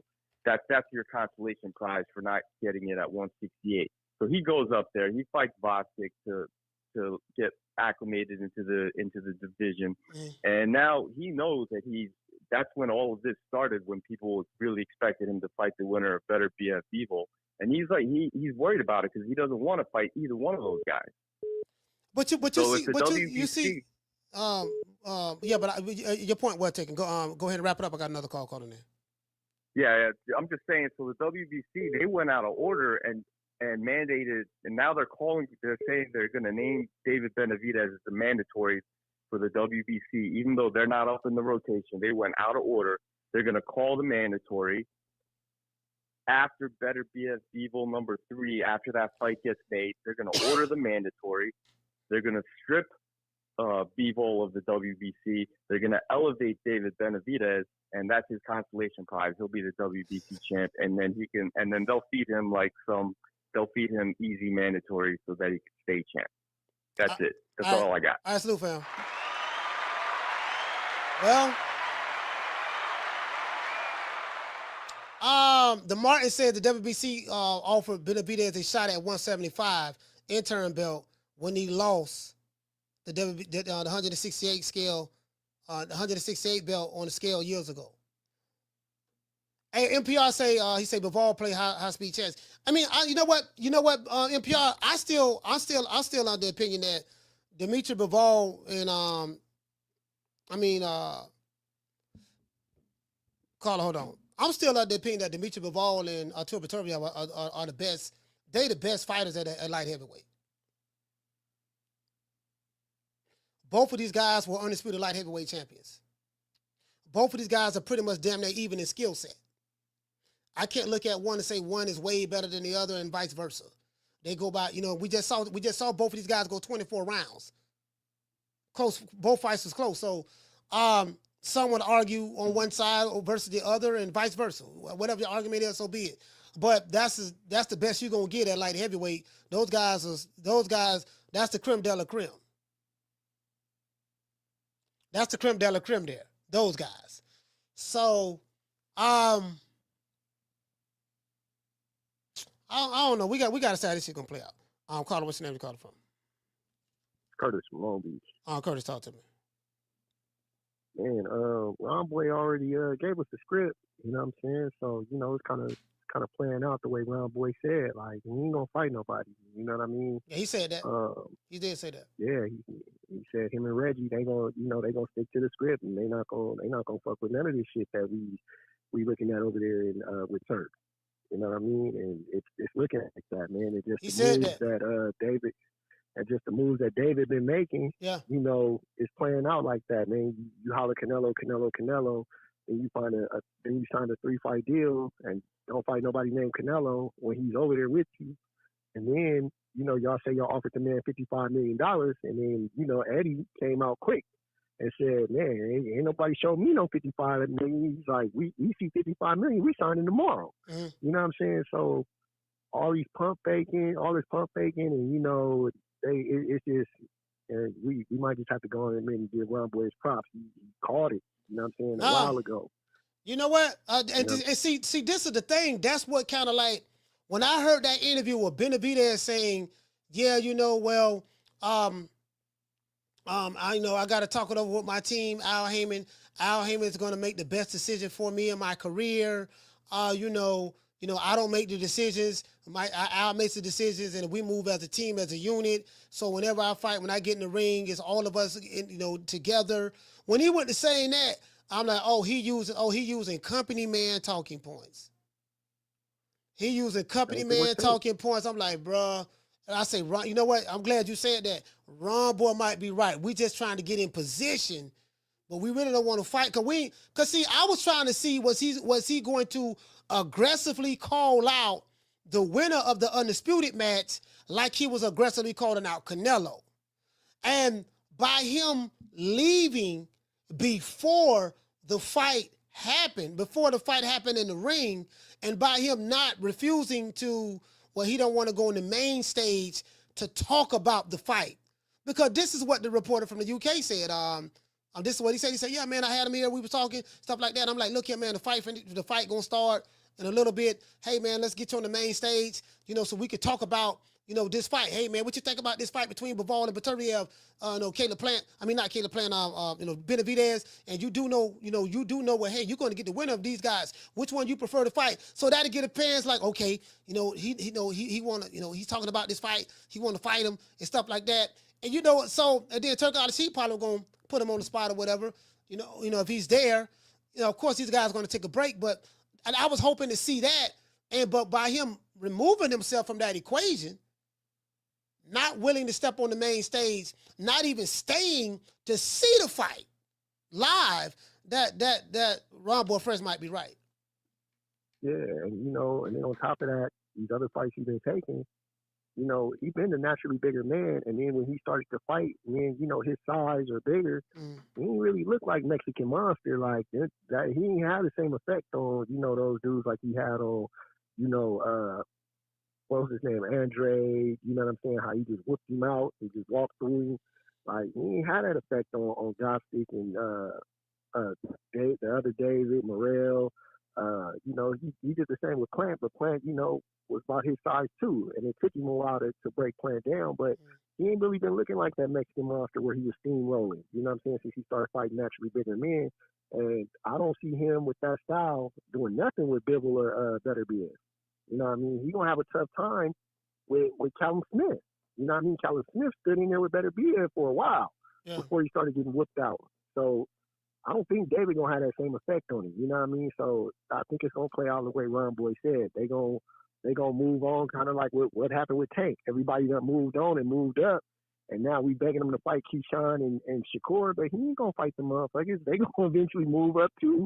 And that's why he's staying in shape right now. Tank been walking around in shape. When before he used to blow up in between fights, but now, somebody done got in his ear. He in shape. He can fight at 130. You know what I mean? Shakur and Keyshawn going to have to move up, and he ain't going to fight those dudes either. You know what I'm saying? So it is what it is. I think Ron Boy right. I'm going to give him his props. It's looking like he correct. That's my call. Absolute, fam.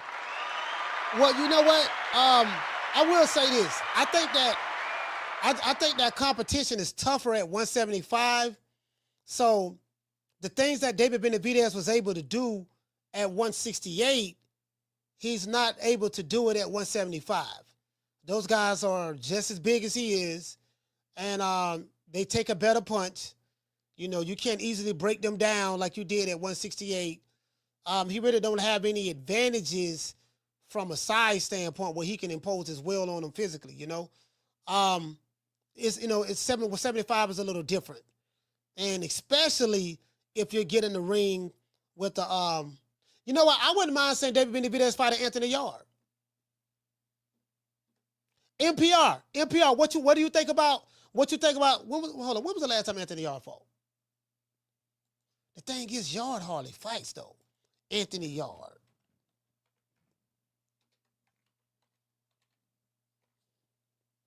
Cause I heard David Benavidez talk. I did hear him talk about Anthony Yard is in the process of fighting Lyndon Arthur. Anthony Yard don't fought. Yard had 2 fights last year. Yeah, because I remember the fight. I remember the fight he had right after the Beterbiev, but Beterbiev stopped him in 8 rounds. I remember the fight he had fighting Beterbiev. He fought twice. He fought twice in 2023, twice in 2024, and he's going to have his first fight against Lyndon Arthur in 2025. So far. You get what I'm saying? He's going to have his first fight. He's going to have his first fight. So, that's what is that a trilogy? Matter of fact, him and Lyndon Arthur don't fought twice already. So this would be a trilogy. I think this would be a trilogy. Hey, what you say, Jamie? Jamie say he's good. Yeah. I think this would be a trilogy. I think this would be a trilogy, if I'm not mistaken. I could be wrong, but I think this would be a trilogy. Antson, shout out to Antson. Antson, he said the Yard versus Arthur is a trilogy. Yeah, okay. Okay, cool. Yeah. Yeah, that's a trilogy. So, hey, you know what? Hey, Hey, shout out to Ricky. Shout out to Ricky. Ricky 245. Hey, you know what? He's staying busy. He's staying busy. I give him that. Kelly Boston say he has no power at 175. The proof is there. NPR say David can beat Yard. Well, David need to try to make a fight with him then. David need to try to make a fight with him. You know? But NPR, check this out. This is the thing, though. This is the thing. If David Benavidez fight Anthony Yard, that fight would definitely have to be in the UK. I know David Benavidez says he's a Vegas fighter, but this is what I don't like, fam. I don't like fighters when it seems to me that they are using roadblocks. They are using roadblocks. Like when you go to say, well, I'm a Vegas fighter. Well, you got to talk to my team. You know, we move as a unit and I have to see what he says first. And, you know, my baby mama got arthritis in her left kneecap. You know, my sister tore her Achilles heel. You know, we got other options. And I'm like, no, what do you want? What I want to hear from a fighter is, what do you want? Be specific. Be intentional. What do you want? Man, I want Dimitri Bivol next. I fought hard to get to this point. That's who I want next. I do understand that there are some other mandatories, you know, that's there. But look, I'm the WBA mandatory. I'm the guy right there, and I'm the WBC interim champion. I want him next. Even if you don't get him, I want to hear that. Well, I tell you what, I'm gonna do what I did at light heavyweight. What you did? I'm gonna do what I did at super middleweight. What you did at super middleweight? Well, Canelo told me to fight the other guys if I wanted to get a shot at him, so I fought all the other guys. I fought Caleb Plant. I fought Demetrius Andrade. He said, "Look, you need to fight David Morrell." When I moved up to 175, you know, I ended up fighting David Morrell. I wanted to do what it take to fight to get my shot. Okay. Maybe, you know, if you're going to fight any of those UK fighters, because they way bigger over there than you are over here. You get what I'm saying? They way bigger, like Callum Smith. He ain't going to get Callum Smith. But Anthony Yard, I ain't going to lie, man. I like Anthony Yard, dog. That dude can crack, bro. That Anthony Yard can crack. He got a lot of muscle, though. He got a lot of muscle. But he can crack, though. He's going to have to be willing to, you know, you get what I'm saying? He's going to have to be willing to, you know, but I don't think he will, though. I don't think he will, fam. Hey, shout out to Sebastian Perez. He say that's PBC talk.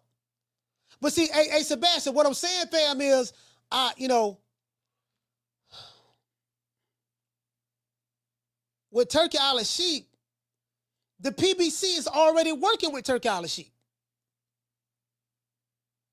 Valdez, what you say, fam? You say, Coach, I bet if Turki offer Benavidez the Canelo fight, Benavidez will run the Saudi. I totally agree. I believe that wholeheartedly. He'll run the Saudi depending on who the opponent is. I totally agree. I agree with that.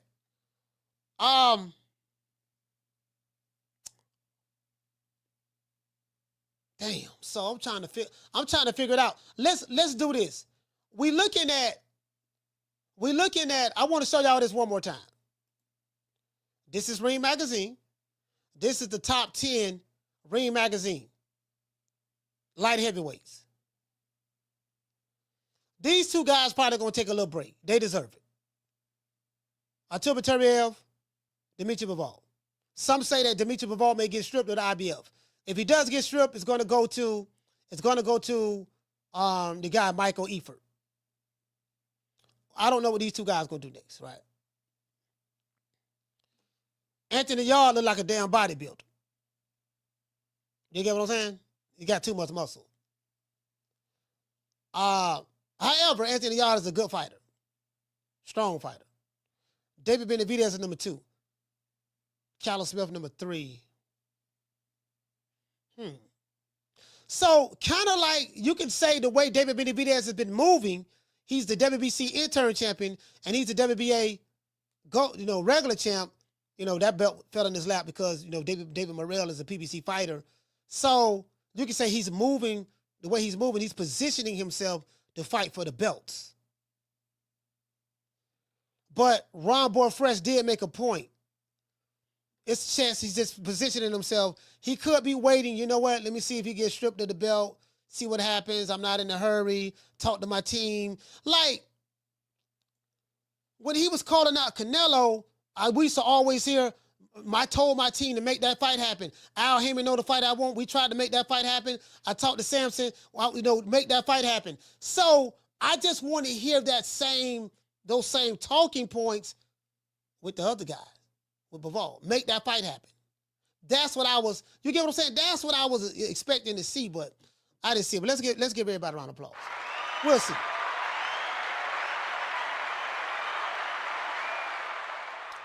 NPR say Yard was the only guy I seen Beterbiev box off the back foot because of the power. Yeah. Yard can crack, bro. Yard can crack. Kelly Boston said Yard can sell out the O2 Arena 20,000, no problem. Hey, you know what? Hey, Kelly, you know what, fam? That's the UK for you. The natural say he going to KO him. You think so? Valdez said, I think Yard would knock out Benavidez. Benavidez wouldn't take that fight. Yard can crack, bro. Yard can crack. That's a hard-hitting mofo. Hey, Schoolo, what you say, fam? You say you like the Yard fight? Yeah. But, hey, Schoolo, you know what, though? But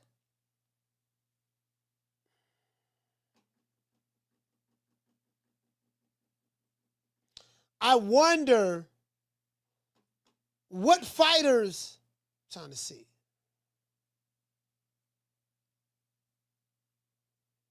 I wonder which fighters he would try to fight. I'm talking about Benavidez, of course. Like which fighters I'm looking at the list, which fighters he would try to fight. I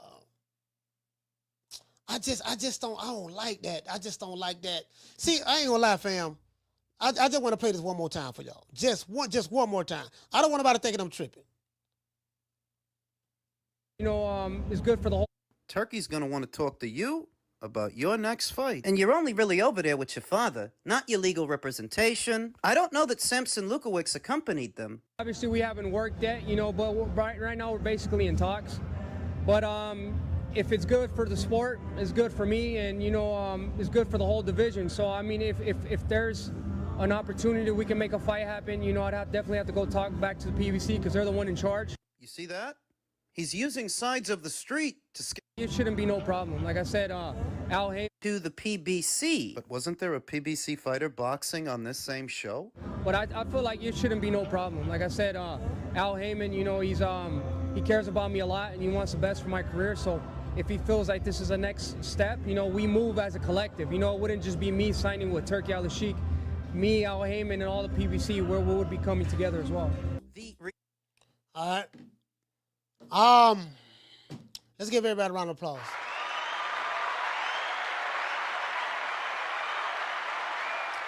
Yeah, man, I just, you get what I'm saying, fam. I'm just, man, maybe I'm tripping. I just want to give it some time.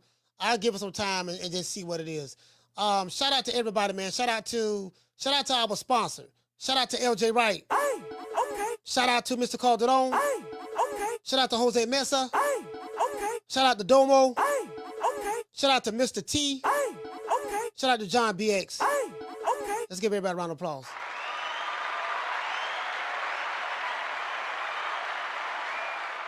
Shout out to Nate the Great.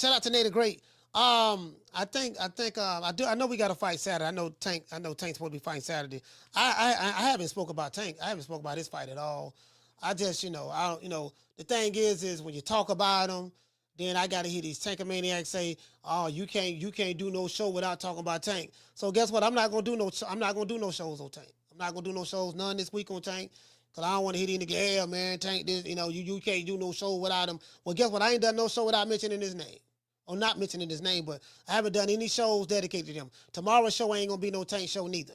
And I ain't going live Saturday for it neither. True. I wanna make a point. I wanna prove a point. Look, I ain't go live for the dude fight. And guess what? I ain't do no shows on him this week, and this fight week for him. So I'm proving the point. Yeah, I'm proving the point. I ain't got to do that. I'm proving the point. So, you know, it is what it is. I am disengaged, fam. I am disengaged. Shout out to everybody. Did we get any super chats? The cash apps? No, we ain't getting nothing. Yeah, I'm not going. I ain't paying $80 for that shit, man.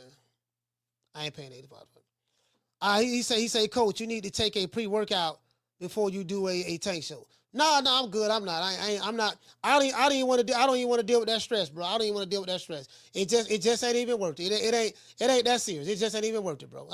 Now I get what you're saying though. Yeah, but I ain't even. You know, it is what it is. I ain't, man. He got them taking many ass me. You know, yeah, man. We need doggone. Yeah, you get what I'm saying? Like, yeah, I ain't. That nigga ain't go live. I ain't going live for that shit, and I ain't doing no fight for him tomorrow neither. No show for him.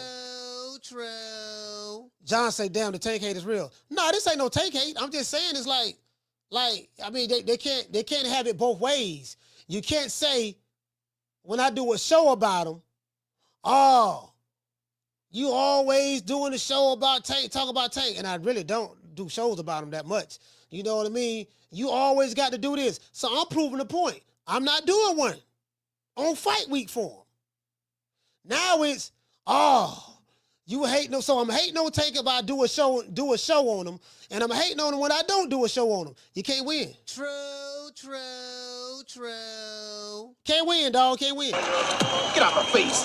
Don't need nothing you got no more. Don't need no hair's been messing up my corner. And you better get the bad look off your face before I knock it off. Can't win, dog. I'm hating if I do a show, and I'm hating if I don't do a show. You get what I'm saying? So it is what it is. We the Charlo twins. We known for calling everybody out. Please call these people out. Listen, the whole world's looking at you. Call these people out, What's up? It's the Jamal the Hitman Charlo. Let's get it. Who want it?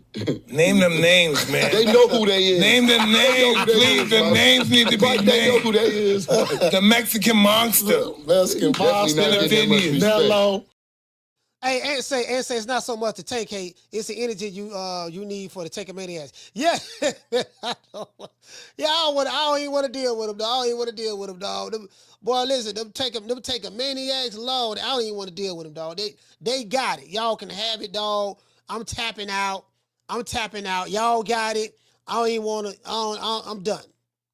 Y'all got it. I'm done. And I want you to hold on to God's unchanging hand, because he helped Joshua fight the battle of Jericho. Yes. He helped Daniel get out the lion's den. He helped Gilligan get off the island. Lord. Yeah, I'm done, man. I can't do it, dog. I'm done. All praise due to Al. Well, you know, I guess I gotta be like everybody else and sing Al Haymon. I can quit my job now, baby. 6 figures, baby. You feel me? But a name. Do you have a name? Oh, nah, I ain't got no name, you know. Name them names, man. They know who they is. Name them names, please. The names need to be named. They know who they is. The Mexican monster. You know me, I be trying to prove points. That's how I'm gonna prove a point. Shout out to the Facebook. Hey. Yeah. Ooh, that look good.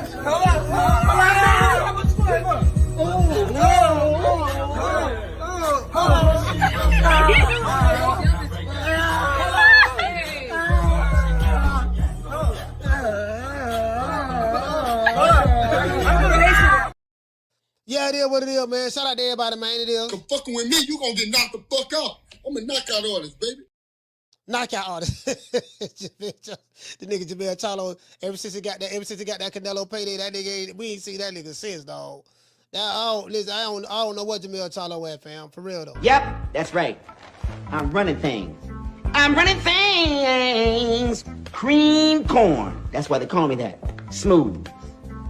I got more measure for your pleasure. Stick with me, baby. I'll have you farting through silk. And let a nigga mess with me. I'll jump on him. All 93 pounds of pure dynamite.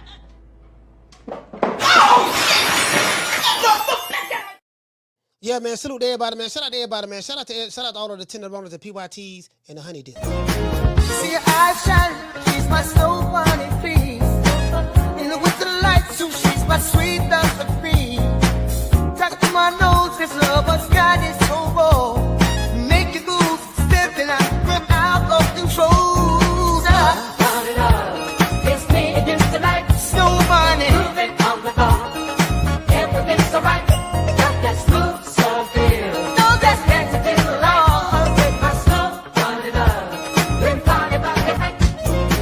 See her eyes shine, she's my snow bunny, please. In the winter lights, too, she's my sweet Dr. Cream. Talk to my nose, this lover's got it so raw. Make you goose, stepping out of control. Turn it up, it's me against the light. Snow bunny, moving on the bar. Everything's alright, got that smooth soul feel. No, that's next to the law. With my snow bunny love, been funny about the night. See her eyes shine, she's my snow bunny, please. In the winter lights, too, she's my sweet Dr. Cream. Talk to my nose, this lover's got it so raw. Make you goose, stepping out of control. Turn it up, it's me against the light. Snow bunny, moving on the bar. Everything's alright, got that smooth soul feel. No, that's next to the law. With my snow bunny love, been funny about the night. See your eyes. Yeah, man. Shout out to everybody, man. Peace to the family. Yeah, man. Somebody send me a link. I probably will look at it and check it out, but I ain't paying for it and I ain't going live for it. You know what I mean? It is what it is, man. I just want to deal with the Taking Maniacs. Y'all got it. Y'all can have it. Y'all the big dogs on the block. I am the path of least resistance. I'm done. You get what I'm saying? I've been dealing with this shit 4 years. I'm just done with it. Damn if you do, damn if you don't. I'm going to be damn if I don't this time.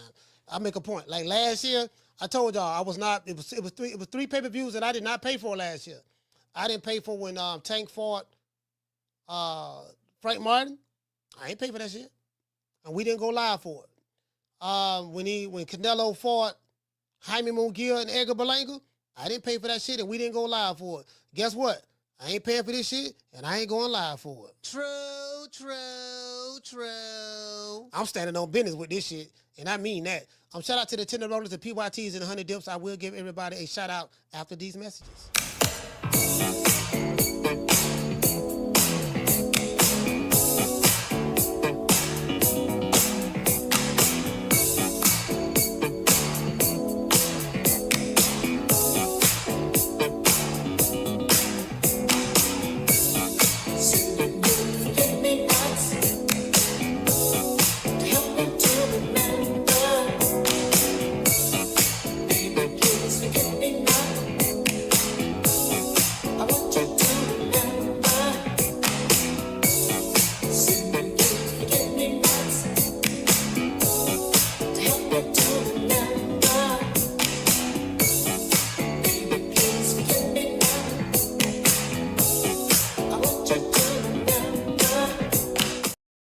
Shout out to everybody watching on Rumble. Everybody watching on X. Shout out to John.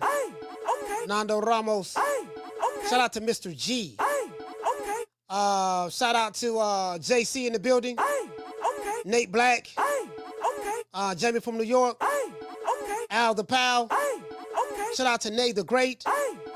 The lovely Miss Black Panther. Shout out to Miss Connie. Shout out to Brandy. Shout out to Felicia Williams. Shout out to Schoolo X-Man. Killy Boxing, salute. Al the Pal. Shout out to Loyalty, salute, brother. Shout out to who else we have in the building? Daniel Agnew. Jamie from New York. Shout out to Sebastian Perez. He say Showbiz might boycott Tank next. Nah. I don't think Showbiz will. I don't think Showbiz will.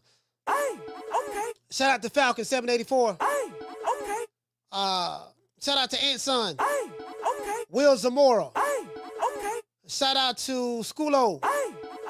Mr. Corey Bradley. JC. Who else we have, man? Shout out to The Natural. Jason Follower of Christ. Drew Glizzy. Shout out to DT, man. Who else we have in the building? Sebastian Perez, salute. Shout out to Mr. Valdez. Hey, okay. I need to see some new names. John, salute to John. Hey, okay. Shout out to John Martinez as well. Hey, okay. Shout out to DJ Two Brazy. Salute, fam. Hey, okay. DJ Two Brazy on the ones and twos. Hey, okay. Yes, sir. Shout out to LJ Wright. Hey, okay. Let's see. Shout out to who else we got? Shout out to Javon Soto. Hey, okay. And Mr. Corey Bradley. Hey, okay. And Miss Black Panther. Hey, okay. Catch you guys on the next one. We going live tomorrow, 10 running Fridays. Y'all know what it is. You know my motto. Don't meet me there, beat me there. Peace. We'll see how these divisions play out, fam. Man, I'm out of here, bro. Let's go.